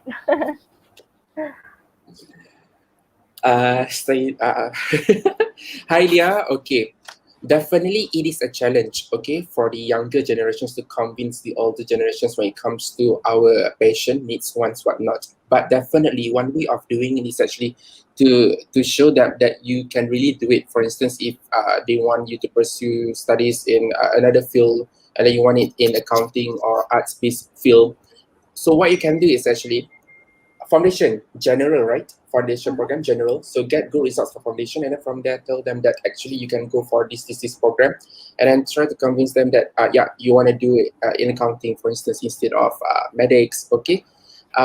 Convince them definitely by showing results, because by showing good results it shows that you can really perform in such field. All right. Perhaps Mr. Azhar would like to add. I think from my side, I think parents, they just want assurance, that at the end of the day, when you complete your study, you'll be able to obtain a good job, for you. So I mean, like selecting the reasonable job that you think that is in demand in the market right now is one of the best thing to convince them. And also mentioned by Mr. Safwan, it is best that you go into the foundation pathway. Reason being, during the foundation pathway, you will be mixing a lot with students from your age, and at the same time, you will get the opinion from your seniors, you get the opinion from your academic member, from the lecturers. From there, I think it will be easier for you to choose your pathway, where to go to. I think from time to time, the academic member, the lecturer will always advise the students for the best. Yep. All right. I think one last question from the audience. This is quite, yeah, I think this is quite a good question from a parent. Hi, Madam Malar. You're a mother of a student who passed with 3A to B to C. Congratulations. All right.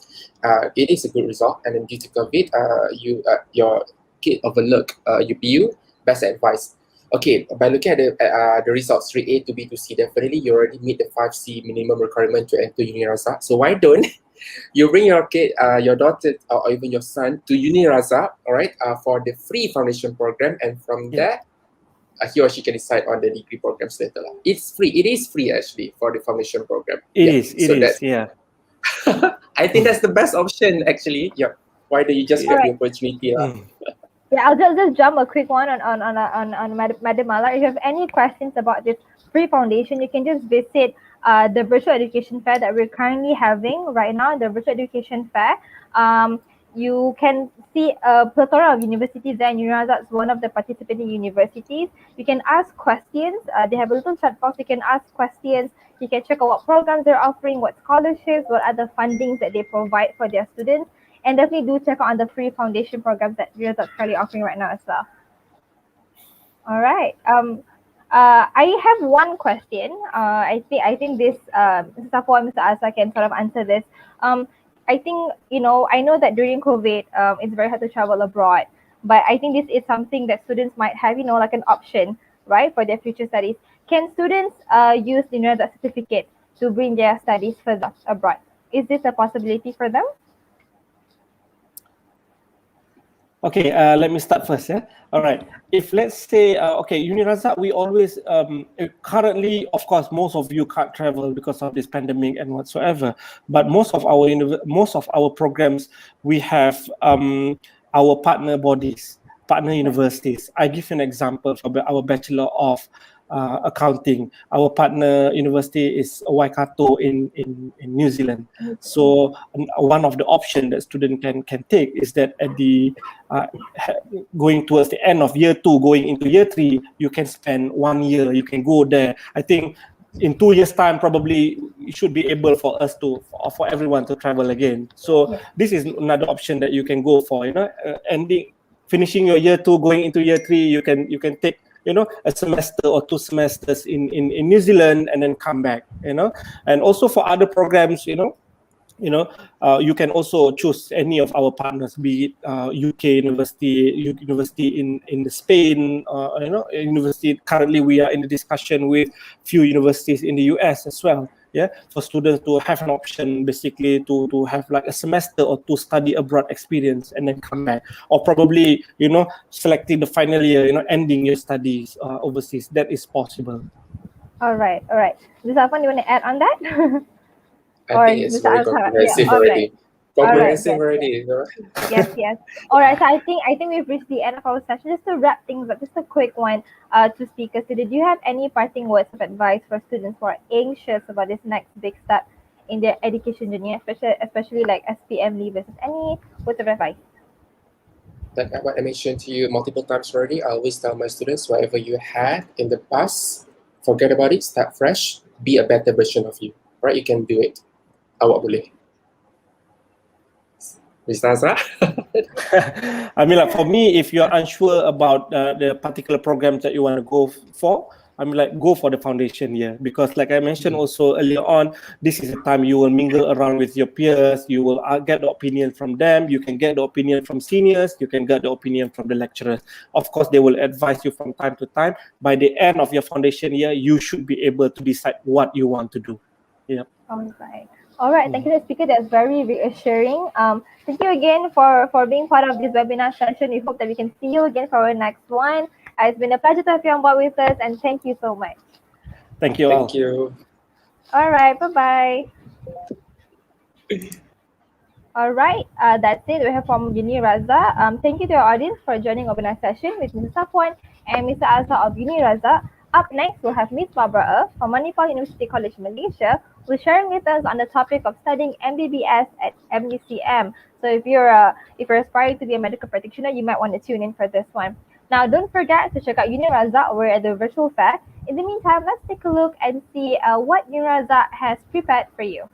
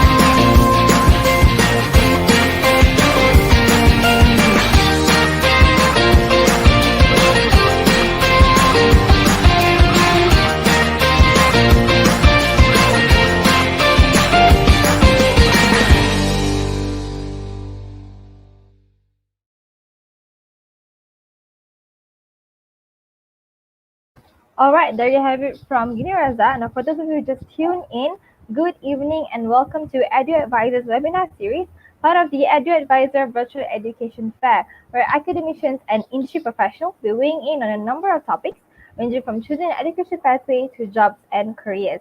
My name is Nina, and today we have Ms. Barbara, Head of Marketing and Student Enrollment from Manipal University College Malaysia, who is sharing with us on studying MBBS at MUCM. Now, I've just got a quick note from Ms. Barbara that she's having some sort of technical difficulties with her laptop, but it's okay.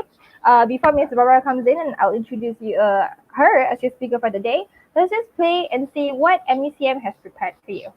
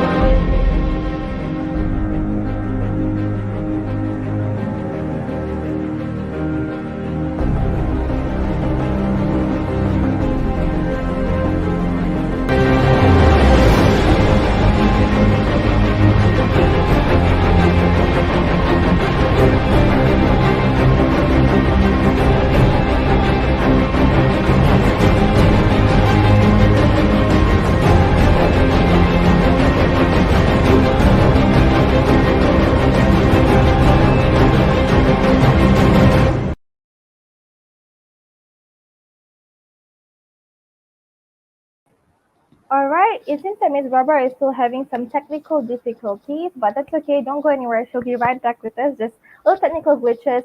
In the meantime, let's take a quick break. And then the minute Miss Barbara is available, she's ready to present, and you can just continue tuning in. All right, so we'll be right back. Don't go anywhere.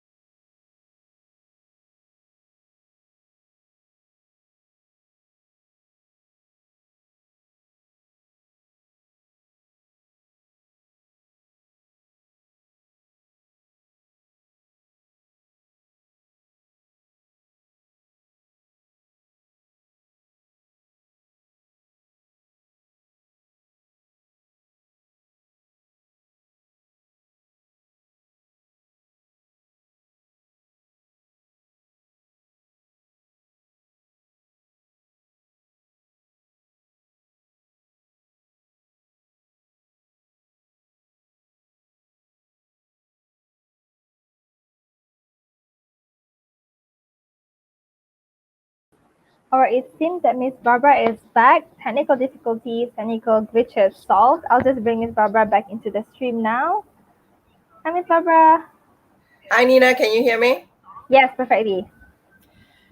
I do apologize for that. Murphy's Law. Anything that Yes. can go wrong will always go wrong. Yes, exactly. All right. So just a quick introduction to our audience, a little bit of hiccup, but it's okay. We're back. My name is Nina, your host, and we have Miss Barbara, Head of Marketing and Student Enrollment from Manipal University College, Malaysia, to be sharing with us on studying MBBS at MUCM. So this is dedicated to students who wants to study medicine, who wants to pursue this field. This is for you. So before we get started, just a quick background about our esteemed speaker today. Ms. Barbara has been in medical education placement for over 10 years, having worked with Irish medical and dental schools. She's an accountant by profession. Ms. Barbara has also worked with students from age 3 up to pre-university in an international school setting. Currently, she's the head of marketing and student enrollment with Manipal University College, Malaysia. Ms. Barbara believes that there is an ideal vocation for each young person and that with the right guidance and nurturing, future generations can set the world ablaze when they fulfill their career ambitions. Yes, all right. For an accolade there, Miss Barbara. Just, Nina. just a quick note to our audience watching before Miss Barbara starts presenting. So we begin. If you have any questions for Miss Barbara, do leave a comment at the comment section below, and we'll get them answered at the end of the session. So don't forget to check out MUCM's virtual booth while you're at the fair. So whenever you're ready, Miss Barbara, I'll pull your stream up into. I'll pull your slides to the stream. It's on full screen mode now, and you can take it away. Thanks, Nina. Very good afternoon, everyone tuning in. Thank you so much for your patience. I do apologize. I was happily enjoying the UNIRAZAK thing and all ready, but somehow when I was sharing the slides, my laptop just decided to crash on me. Well, as they said, Murphy will visit you when you least expect it, and the important thing is we're here, and I'm ready to talk to you about your journey as a future doctor. This will be the things that we're covering today, and I'd just like to stress that I'm just going to be focusing on MBBS and the journey to become a doctor. So if you're tuning in today and you've just gotten your SPM results, do visit us at our virtual booth so that we could tell you about our Foundation in Science program. My colleague Tanya is there on hand. But really, if you're just post-SPM, you're going to need a pre-university before you can actually embark on your journey to become a doctor. Okay, the next slide I'm going to show you, it's going to be a little bit scary, so brace yourself, right? This is the career continuum for a doctor. Your starting point is as an undergraduate student, where the MBBS is a 5-year journey. You then graduate, and you can start using the title doctor, but you will be what they call a P-licensed doctor. And how do you get your firm license? You have to undergo a housemanship or internship if you're looking at overseas. And in Malaysia, Malaysians wishing to be fully licensed needs to undergo this housemanship period, which is 2 years. Now, after that, what happens? Hopefully you do well and you get a continued contract to serve the government as a medical officer. Contracts are currently extended for cycles of 3 years. Why do I say you want to do this? This is because your house officer is sort of like training wheels, right? You have experiences, you are qualified, but you have insufficient experience to actually come out and work on your own or open your own clinic or work in a clinic. You've not seen enough, you've not done enough, and you want to gain more experience, which is why you should gun towards getting that medical officer contract at least for a cycle of 3 years. Now, after the medical officer is when you start thinking of doing your specialization, okay? And let's be honest here. I would say easily 1 out of 10 young person today wants to become a doctor, which means that this is an industry that has got a lot of doctors. But the question is, do we have enough specialists? What this pandemic has shown us, not just in Malaysia, but the world over, is that we have insufficient specialists. And which is why at MUCM, we encourage all our graduates to think of that specialization route.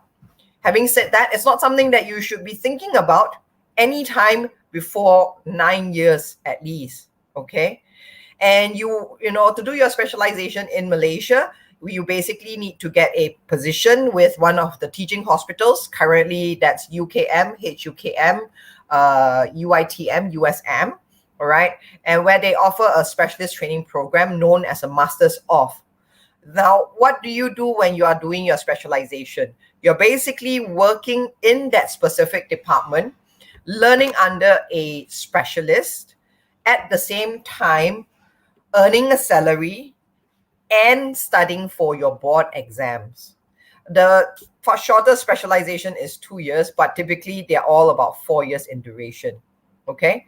Now, after specialization, you want to further yourself, continue into a subspecialization, you're very welcome to, right?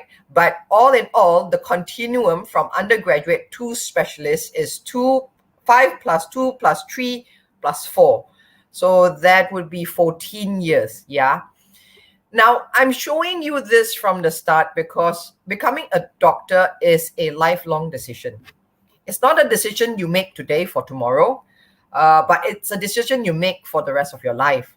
Not just in terms of what you do, which is to help people, but also in terms of your own education. It's one of those professions that you've got to continuously update yourself. Even as a specialist, whether you become a subspecialist or not, you have to continuously attend seminars, conferences, skills training. You have to spend time reading medical journal. So this is your lifelong marathon. And, for many of us, we've not done a marathon, so probably perhaps it's a bit hard to fathom what exactly that I'm talking about. So I'm going to take you back to your sports day, where you would have your friends or even you yourself do the 100-meter sprints, the 200-meter sprint, the 400-meter sprint perhaps. But if you do the 100, 200, and 400, chances are you're not the same person doing the 1,005 or 5-kilometer run. Because the training for the short distance against the long distance is very different. And this is what I want you to bear in mind as I tell you about the program and what we offer, because you need to be mentally sure, mentally prepared, because it's one of those things that once you go in, it's very hard to come out from. Okay, so remember this is the continuum for a doctor. Okay, now as Nina said, I'm Barbara. I'm from Manipal University College, Malaysia. You probably heard of us previously under our own name, which was Malacca Manipal Medical College. But as of February this year, we've been upgraded to a university college status, and so we are now known as MUCM. We are part of the Manipal Global Education Group, which originates from India.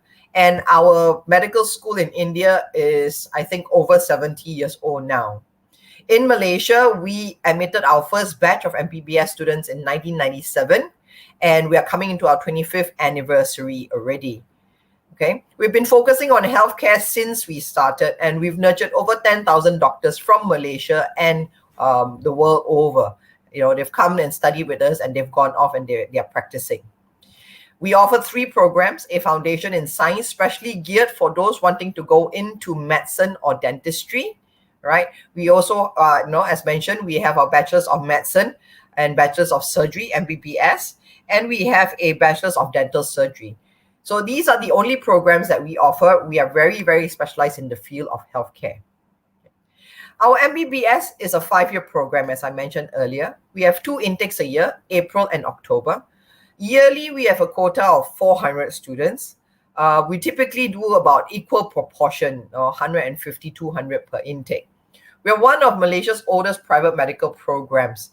Where, back in the 90s, there were not enough doctors, and the government decided that they will start giving out licenses for medical schools to operate privately. We're one of the first 3 to have received that license, and as such, we've got a nice alumni following. Okay. Now, just want to remind you again of this chart, that house officer, that medical officer pathway, which is working for the Ministry of Health, because at MUCM, our degree is unique in the sense that you will actually finish all your exams at the end of semester 9, i.e. in 4.5 years. How are we able to do this? Remember, I mentioned that we are part of the Manipal Education Group, and Manipal, India, they do the MBBS, and the MBBS is actually completed in 4.5 years. So we follow that academic structure. But the government says that we need to have an MBBS of 5 years. So in semester 10, you will undergo this thing called shadow housemanship. Shadow housemanship is something very, very fun and exciting that we have unique to MUCM. What you actually do is you actually follow a house officer, okay, and you learn what is expected of you when you actually become a house officer. Okay, so it's sort of like an internship to the internship. Now, our students have had opportunities to perform amputations, deliver babies, take part in surgery and things like that. But more importantly, when you are doing your housemanship, in the 2 years, you will be rotated to different departments in the hospital, and you will spend 4 months at each department. Now, this is your first job, which means that you are tagged to a supervisor who is a medical officer. And you cannot do anything without your medical officer saying, yes, you can do it. You can't even prescribe medicine, can't do procedures. Everything you have to ask your MO, okay? But Manipal students, because of this shadow housemanship, they are off tag within 2 to 3 weeks of each rotation. Meaning to say that within 2 to 3 weeks in that department, the medical officer who is their supervisor actually tells them, I'm off tagging you, you can run on your own. And this is a testament to the kind of clinical skills and confidence that our graduates come up with. Remember, I also said in this slide that, you know, you want to get that medical officer contract, ask mom and dad, if they're not doctors, even if they're working in normal companies and stuff like that, what do they look for when they're looking to promote a member of their staff? They will tell you they look for attitude, aptitude, and ability. Okay? Can you imagine if you are being off-tech so early in your rotation? Don't you think you'll be scoring very high in the areas of attitude, aptitude, and ability? Otherwise, would they off-tech you? Your supervisor would want to keep you under his eye constantly in case you mess up. Okay? And this is why our graduates go on to actually fulfill the housemanship 2 years, no extension, but more importantly, able to secure a medical contract and develop themselves through the Malaysian Specialist Training Program. Okay, so this is offered in something unique to MUCM. It's offered in one other public university. There is one other private university who has just started to do this, but we've been doing this for about 10 batches now. And it comes to the extent where if you look at the picture there, the boy, his student tag is pink, right?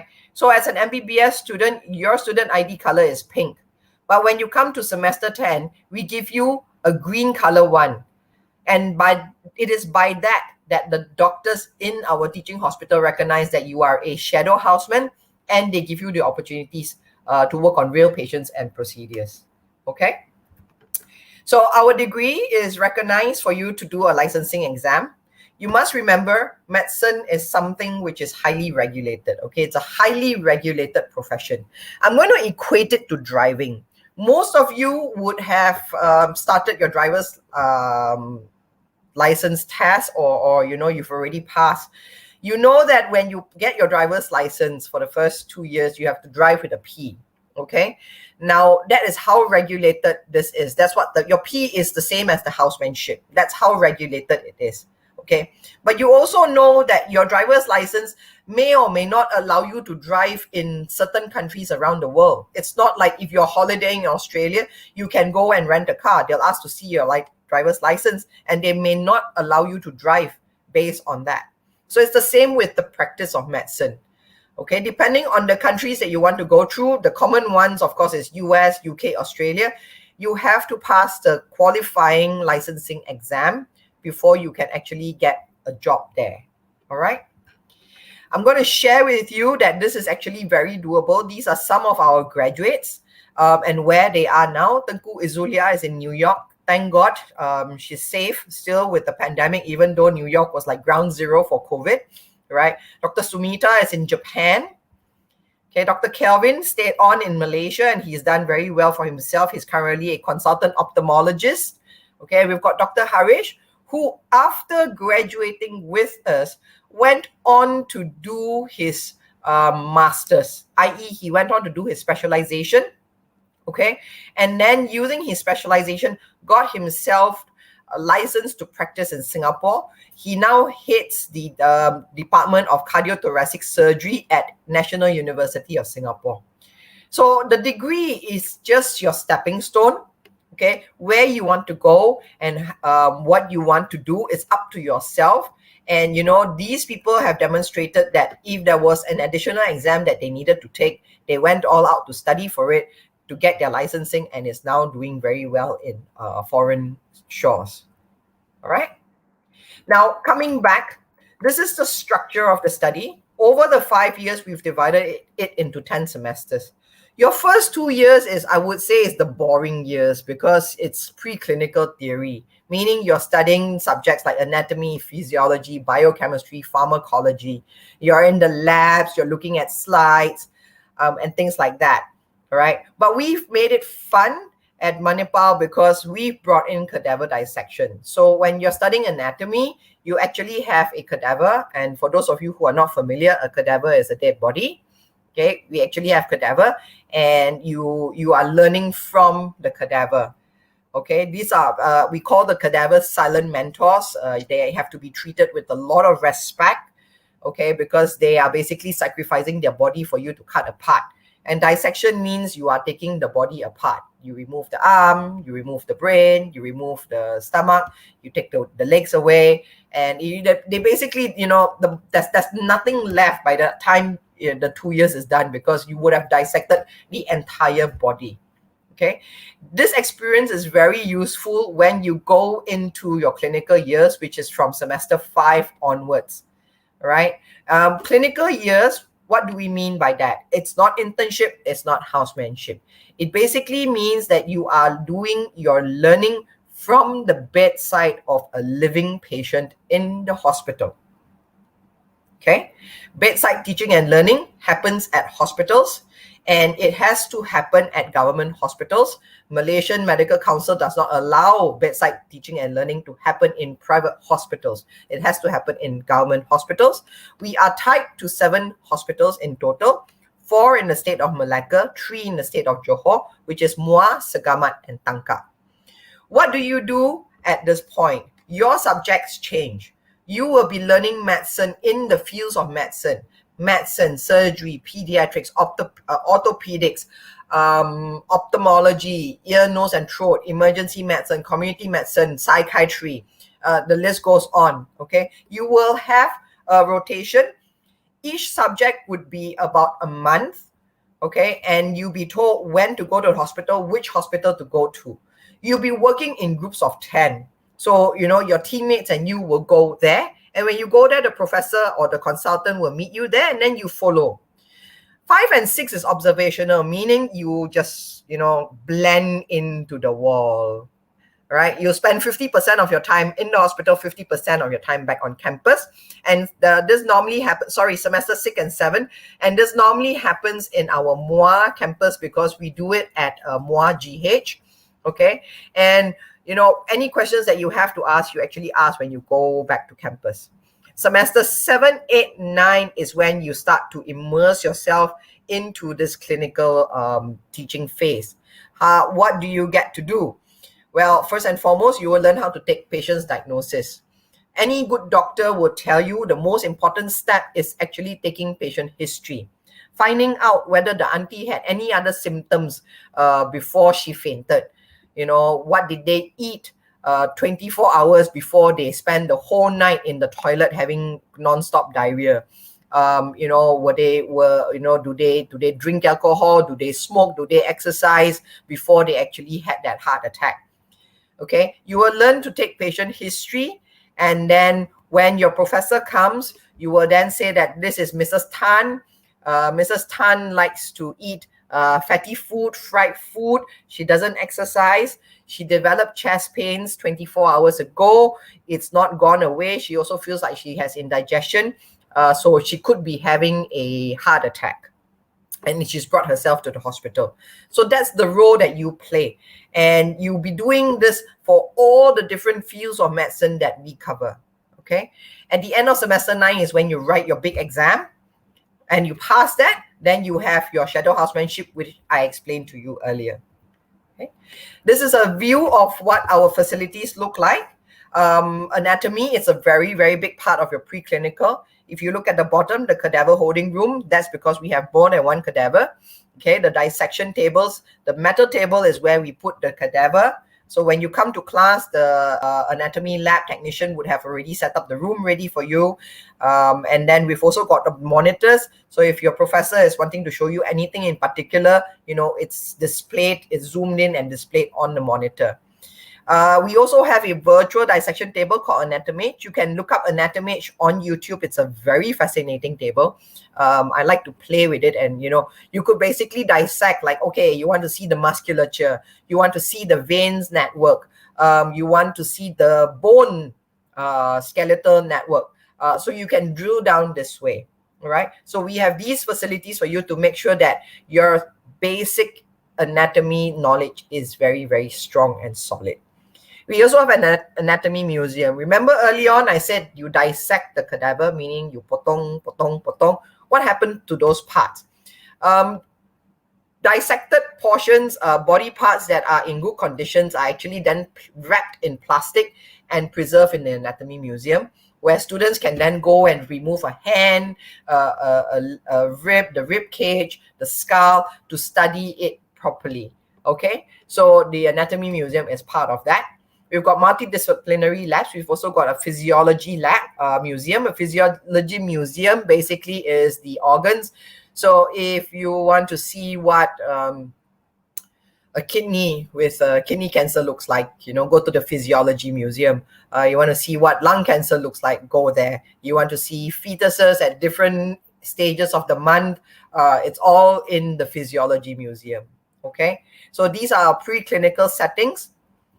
And our campus is a resort style campus, not a lot of tall buildings, but a lot of greenery. So if you see from the middle picture, that's actually the surrounding of our campus, big fields, lots of trees. Feel like you're studying in Port Dickson, like a resort style thing. The only thing missing is the beach is about 15 minutes away. Otherwise, you can have the waves as well. Okay. Now, in terms of clinical skills, we have a fully equipped clinical skills learning center. Remember I said semester 10 is when you start to do procedures on patients. How do you learn before that? You learn in the Clinical Skills Learning Center. The picture on the left where you have the two ladies performing CPR on a robotic man, that's our robotic man. I have given him the name Stan. You will see Stan at least 3 times. And trust me, the first time you will always kill Stan. Okay, because Stan is hooked up to the machines just like a patient does when they are first admitted to the emergency ward of the hospital. Okay, chances are you'll be very gabra. The machine is going beep, beep, beep, beep, beep, beep, beep, beep, beep, and you just don't know what to do because it's the first time you're seeing like somebody die, even though Stan is robotic. Yeah. Now, what happens after that is the professor taking the session will help you regroup, reflect, where do you go wrong, how can you do better. So Stan has a 50-50 chance of surviving the next time you see him. And normally by the 3rd time groups see Stan gets a chance to live. Yeah, he almost always live. We like to tell students, it's better you kill Stan 10 times than not be good in your skills, not be good in thinking it on the spot. And when we let you out there and you start your housemanship, you kill 10 patients. Killing Stan 10 times is fine. We just reboot him and he comes back to life. But if you kill 10 patients, then, you can't bring those people back to life. And that's why having a fully equipped clinical skills learning center is very, very important. Okay. So that, in a nutshell, is our MBBS and why we are unique and different from the others. If you're interested to make an application, I'm going to talk you through the admissions requirement. For entry into the degree, we accept any internationally recognized pre-university program such as the A-levels, STPM, UEC Senior Middle 3, Asasi Matriculasi, Foundation in Science. However, if you are presenting a Foundation in Science or Asasi Science, we will be looking at the prerequisite at your SPM, where you must have minimum grades of B from biology, chemistry, physics, math, add maths or one other subject, which could be sejarah or moral. You must also have minimum language criteria of C from BM and English. Okay. Now, if you meet those, when you're pre-U, we look at grades of BBB. Okay. If you missed a B, you get a C, you need to compensate with an A. So it's BBB, ABC, AAC, A star, B, C, that sort of thing. Okay, biology and chemistry are compulsory subjects, and the third subject can be physics or math. If you are presenting a foundation in science, not from us, from other place, then what we will do is we will calculate your CGPA, and the qualifying CGPA is 3.0, which means that you need to aim for a minimum of B or B+. B- will take you below that. Okay, so be very, very mindful. Our application process is very straightforward. It's done online where you first put in your pre-U and your SPM or IGCSE results for us to have a look. Once admission department decides that it's okay, you then move on to step 2, where you receive an email to complete the full application. At this point, you also need to pay an application fee, which is 500 ringgit and non-refundable. After that, you will be given a date where you'll be called for an admissions interview. What is the admissions interview and the purpose of it? The admissions interview is an opportunity for our faculty to get to know you and sense your potential as a future doctor.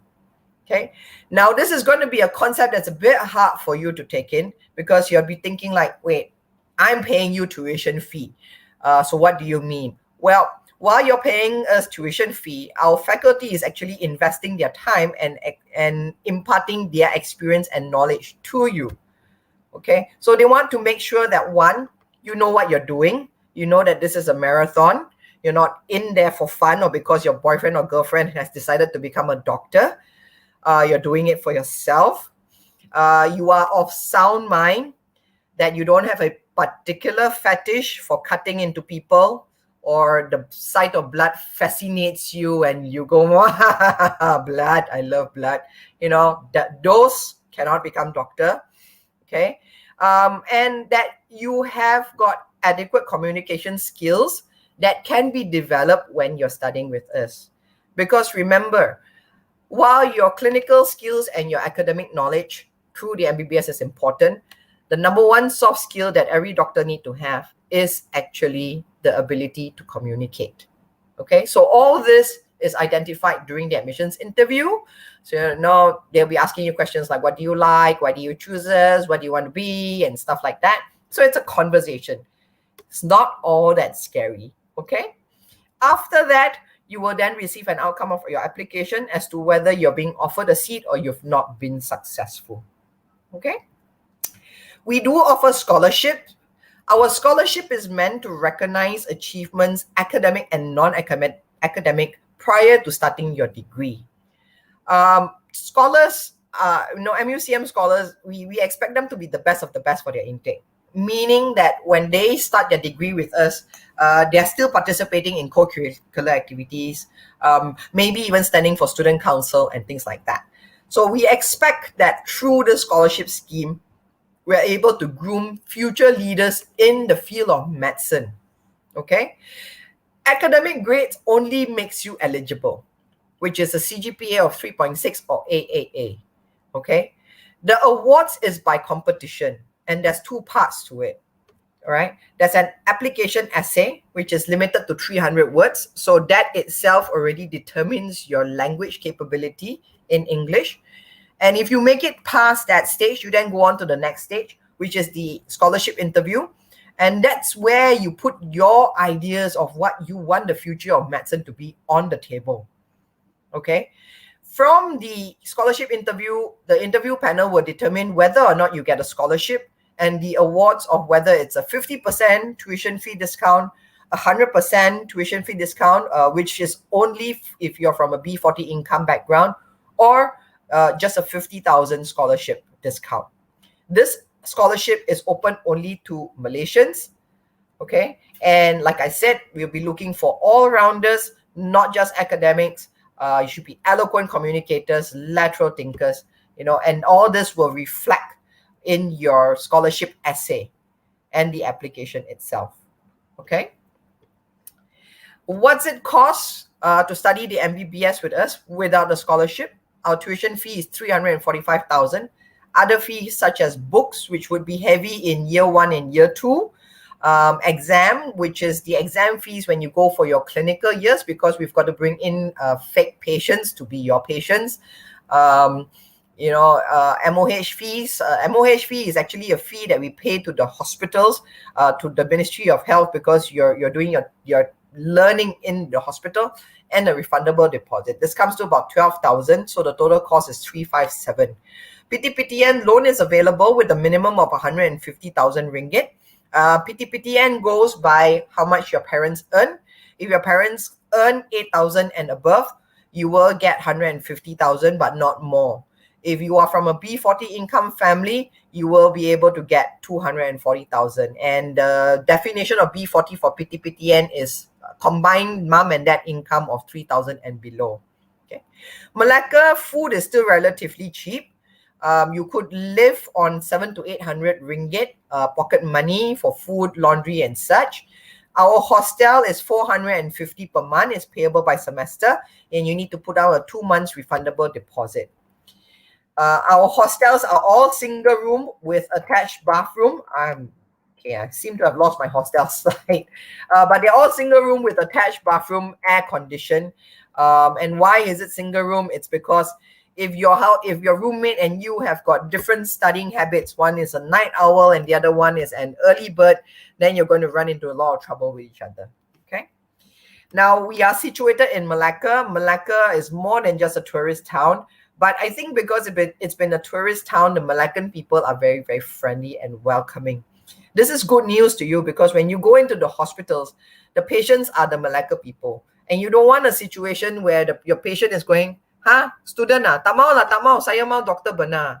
Right? So you don't get that problem with Malaccans. In fact, they'll be very curious. Oh, where are you from? Sabah. Oh, Sabah, very far. And they'll start asking you questions. Okay? So it's very easy to settle in. And even though people say that doing medicine is very, very tough, study till you die, no life type of thing, our students here have proven them wrong. We believe in consistent work and discipline, and you will be able to find time to play sports, work out at the gym, do charity and community work, or take part in our social events. You also have time to go around Malacca, not just order your groceries online, but actually be able to walk in the mall a bit, have a barbecue with your friends, maybe at the end of the exams and semesters at the Klebang Beach, the sand dunes, take a run along Malacca River, okay? Have a cup of coffee if it's your birthday or your friend's birthday or there's something to celebrate at the many Instagrammable cafes available in Malacca, or just stroll down Jonker Street and, pick up some knickknacks along the way. So again, I'm Barbara, talking to you from Manipal University College, Malaysia, which is one of Malaysia's oldest and most established private and medical dental college. We are located in the multicultural city of Malacca, where people welcome you as one of their own. We've got over 1,000 patient beds available for your clinical experience training during years 3, 4, and 5, as we tie up with 7 major hospitals in Malacca and Johor. And we've got a globally experienced faculty who assists you in preparing for the specialization and destination of choice after you graduate. Walt Disney says all your dreams can come true if you have the courage to pursue it. You've taken that first step by attending this webinar today so that you can make an informed decision. We hope to continue the journey with you. These are my contact numbers. You could also follow us on Facebook, which is Manipal UC Malaysia, Manipal UC Malaysia, and tune in to the many videos we have done in the past and webinars at our YouTube channel, which is Manipal University College Malaysia. Back to you, Nina. All right, thank you so much, Ms. Barbara. Okay, so that was a very detailed explanation about the study pathway by MBBS, as well as everything about MUCM. Now that we're nearing the end of our session, let's go over the Q&A. Ms. Barbara, if you look at the comment section, I have to scroll down a little bit. Yeah. Okay. Do you want me to pick it out on my own? You can just tell me which one you want. I can just click on it. Okay. No. Let's. Is there another session coming up? I've got 12 minutes. Let's try and do as many as we can. Okay. Yeah. All right. Okay. Sandra, is it possible to fail your housemanship? And if that's happened, do we start from the beginning? Yes, Sandra, it's possible to fail in your housemanship. Okay. That's the reality of it. I mentioned earlier you do 6 core rotation and then there's 1 elective. You've also got to attend seminars, and this happens over 2 years. Each rotation is 4 months. What happens in your housemanship is there's a logbook which basically says that, okay, you're proficient in this, and your supervisor will sign off on it. Okay, so if you don't know how to draw blood, and at the end of 4 months you still don't know how to draw blood, your supervisor is not going to say, yeah, Sandra knows how to draw blood. No. Okay. If by 4 months you have not had the thing signed off, what happens is they will extend you 1 month. They give you 1 month. And then they'll talk to you, where are you struggling and things like that. Now, if after that it's still not working out, they'll give you 1 more month. So you're doing a rotation for 6 months. Yeah. If by the 6th month you don't clear, that's the end of your housemanship journey. That's the end of you and your dream to become a practicing doctor. You could have done 4 rotations and get stuck on your 5th, or the other 4 is gone as well. Okay, this is why choosing where you study is very important. There are some universities where orthopedics, which is bones, obs and gynae, which is ladies and pregnant mothers, they don't teach that during the degree. So imagine if you have not learned that during your degree, how are you going to be able to do a job to that? Okay, so Sarah, short answer, yes, it's possible to fail. You don't get to start from the beginning. It is game over. And the only way to navigate not going into this is if, when you pick your university, pick a proper one, pick a good one. Okay? Right, next one from Teresa Lin. The cadavers. Teresa, I'm not sure. I'm not sure if you've seen. So there are videos available online. I disagree with it. There have been people who actually post cadaver pictures on TikTok. And if you're going to become a student in Manipal, I'm going to tell you, if we find that you've posted our cadaver picture on TikTok, we will call you up and you will talk to the BC because it's disrespectful. Right. Is it gruesome? Yes, it is. It takes a while to get used to it. There is a certain smell, formaldehyde. If you've been to any funeral, cremation, or wakes, you will know the smell that I'm talking about. But you are going into medicine. You will see patients whose bodies will not always be pristine. And, you know, the best part is your patients will still be alive.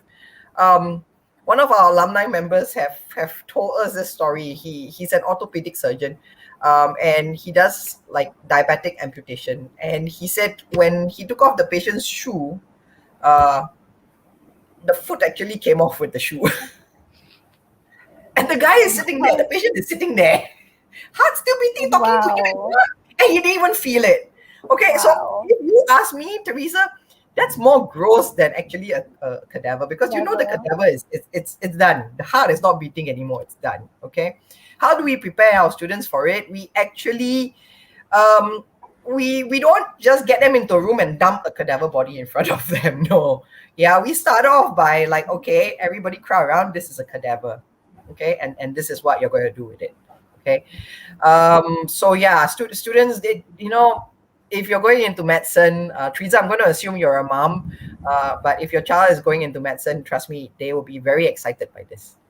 Okay. All right, next one, Aina.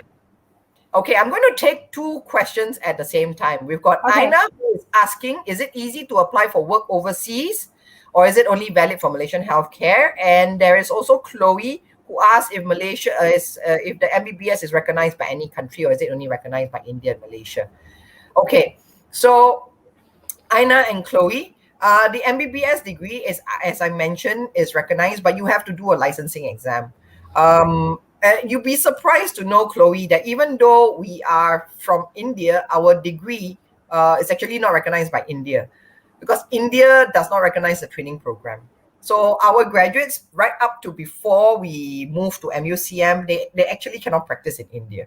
Okay, the degree is recognized in 57 countries, basically all the ones that follows the Commonwealth and WHO benchmark curriculum. So WHO has a benchmark MBBS curriculum, and countries who follow that they actually recognize the degree, because our degree follows that curriculum. Aina, whether or not it's easy to apply for work depends on where you are looking at. Okay, like I said, there are qualifying exams. Most of the qualifying exams are two-part. There's a theory part and there's a practical part. So you have to make sure that you're very, very strong. You're very, very good in your training, in your skills, because your chances are, I know when you ask this question, you're looking at developed countries. You're obviously not going to go to a underdeveloped country to work as a doctor, unless you're planning to work as a doctor without borders type of thing. Okay, but if you're going to a developing country, then you must understand that the competition is very, very high. And as a non-resident, you know, the ranking comes down. Yeah. So the harsh reality of life, young people, is you know, in your own country, you're number one. Okay, but when you go to someone else's country, you're normally at the bottom of the pecking order. Okay, Right. And that is the same. It's not just for medicine, it's for most qualifications. All right, so it depends on yourself, Aina. If it's something that you firmly believe that you want to do, then nothing will be too difficult for you. Okay. Sarah, do all students who pursue medicine end up becoming doctors and dentists? What are your other options? Okay, Sarah, number one, you do MBBS, you can become doctor, you cannot become dentist. Yeah, Sarah, to become dentist, you have to do dentistry. You want to find out about dentistry? Tune into my webinar tomorrow, 4 o'clock. I promise you, my laptop won't crash tomorrow. You don't have to become a doctor. You will carry the title of doctor. That is with you for life. Okay, so you'll be Dr. Sarah Tan. But whether Dr. Sarah Tan is a doctor who works in a hospital and a clinic and sees patients, that is up to you. Your professors who teach you, they have chosen that after many, many years of being a practicing physician or surgeon, they've decided they want to become an academic person. So they've moved into that. So you can go into academia. You could also say that you're more fascinated with finding cures and things like that and go into research. Okay. You could also work for companies. A lot of multinational companies say that they are very conscious on their people's health and well-being. So they look for they have a doctor in-house who becomes a occupational health expert for them. I have known doctors who are working for insurance companies, for law firms, where that medical expertise, that's what they bring to the table. So Sarah, it's not your only option to become a clinician. The world is your oyster. Okay. Yes. All right. Chloe, going into India to study is not compulsory. Yes, that's correct. We stopped our training program from October 2020, actually. Since October 2020, and it's not because of the pandemic. It's because we were upgraded to become a university college. We had the facilities and the faculty to lecture the preclinical portion here ourselves. So we stopped the training program. On hindsight, our timing was pretty good because then COVID hit. So, that's that. Okay. And one more question. Is dormitory available for foundation students and throughout MBBS? Yes. We have dormitories. The girls' hostel are in campus gates. The boys' hostel is 500 meters outside of campus gates. Foundation students are required to stay on campus. First-year degree students are required to stay on campus. What happens to year 2, 3, and 4? You can then stay at our off-campus, which is about 10 minutes away in a nice suburb. It's apartment style, off-campus accommodation, 4 persons to 1 apartment. And we provide you transportation. Okay, so foundation and year 1 you stay on campus. Years 2 to 5 you stay off campus, but transportation is provided. Okay. Amani, do doctors get any holiday at all? Amani, have you heard of the phrase, do what you love and you never have to work a day? I have come across doctors who don't take holidays, but that's because they love what they do. So working non-stop to them is a joy. When their wives force them to go on holiday, they get very agitated because they don't know what to do. And they're always looking out. Is there someone dying by the street? That sort of thing. Okay. You get holidays. Yeah.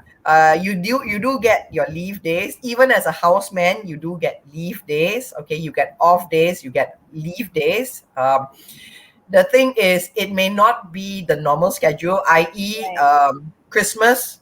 You may not get Christmas day off, but you may get the next day off. And that is something that we find that doctors do realize, it's something that they're okay to forgo. Yeah. So Amani, don't worry, there is a life. Okay. All right. Okay, there's no more questions from the audience, but I have a couple of questions on my end, if that's okay, Ms. Barbara? Okay, Nina. All right. So I understand that, it's a pandemic, lockdowns and stuff like that. I feel like for this 1 year, a lot of universities are just going online, just going virtual. And I understand that, of course, Manipal has gone virtual as well.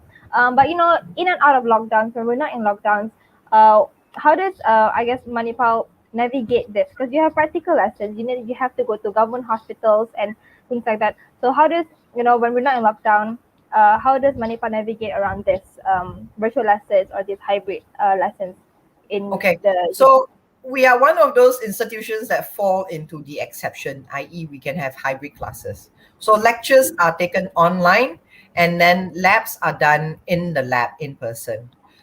This includes for our clinical years, you go to the hospital. We have 7 hospitals, so we were able to rotate around. For example, Malacca GH is a primary COVID hospital. Okay. So students no longer go there, but they go to Alor Gajah, they go to Jasin, they go to Terendah, they go to Muar. they go to Tangkat, they go to Sekamat, because these are not primary COVID hospitals. At the height of the pandemic, when even these hospitals had to become COVID hospitals, what we did then was, people like me gets 3 hours off work, go sit in a class and allow students and the professors to poke and prod us as we become what we call simulated patients. Okay. Yeah. See. All It was right. quite fun. Okay. I think one question from the audience. I think. Oh, we Yes. have a viewer actually just keeps coming. I'm just gonna pull them Okay. in. Okay, how long does it take for the waiting period of housemanship? Okay, Jun Xiang, housemanship goes by where you graduate from. Okay, so the first round of housemanship, or rather the first choice, every medical school will graduate about the same time in Malaysia. Yeah, so the first round goes to those who graduate from public universities. Okay, so their wait time is 3 to 6 months. Then the second round goes to those who graduate from Malaysian private universities. Manipal University College Malaysia is categorized as a Malaysian private university. Our students wait 6 to 9 months. Okay. After that, you have foreign university campus in Malaysia, 9 months to 12 years. 9 months to 12 months. Okay, 9 months to a year. And also foreign university graduates. And foreign university graduates, it goes by where you graduated from. Developed countries, your wait time is 12 to 15 months. Okay, so this would be like UK, Australia, Ireland, Canada, US, that sort of thing. And then it goes into the next tier, which is 15 to 24 months. So this would be from countries like Russia, Indonesia, Egypt. Okay. The reason why there is this is because, well, for the overseas one, firstly, some countries, they don't follow the curriculum. So the ministry sort of knows that you've not studied certain subjects, you're not going to be able to do your housemanship well. Okay. And if they take you on board, your MO is going to be spending a lot of time teaching you how to do things because you never learned them. From the developed countries, it's because it's kind of like you had 1 million ringgit to do your MBBS overseas. You didn't really need to come back to Malaysia to work and clog up the system. Okay. Right. Right. So that's why public universities, Malaysian private universities, our students' waiting period is maximum of 9 months. All Okay. right. I think your little sentence sort of answered this following question. Do you encourage patients to work overseas? Yeah. Do I encourage Malaysian doctors to work abroad? I'll be very honest with you. I'm a great advocate of Malaysian healthcare. I have private insurance, but to be honest, if anything happens to me, I would want to be brought to a Malaysian government hospital because they have all the specializations under one roof. They have all the knowledge under one roof. Having said that, sometimes we don't have that luxury because it's a long waiting time, and I've had that experience before. I needed a lump biopsy here, and I was told to come back in 2 months. So I was given an appointment date for 2 months, and if it was cancer, I thought I'll be dead in 2 months. Right? And this is because there are insufficient specialists. So if every person looked to work overseas, then Malaysian healthcare will never advance. And every time something like COVID hits, innocent people will just die just because we don't have enough manpower.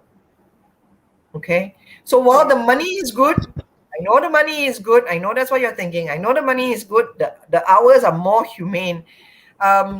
Really, if you are thinking of going into medicine, you sort of have to like put that money hat in a box. The money will come. The money will come. Yeah, doctors, even a graduate, MBBS graduate earns more than anybody else. Yeah.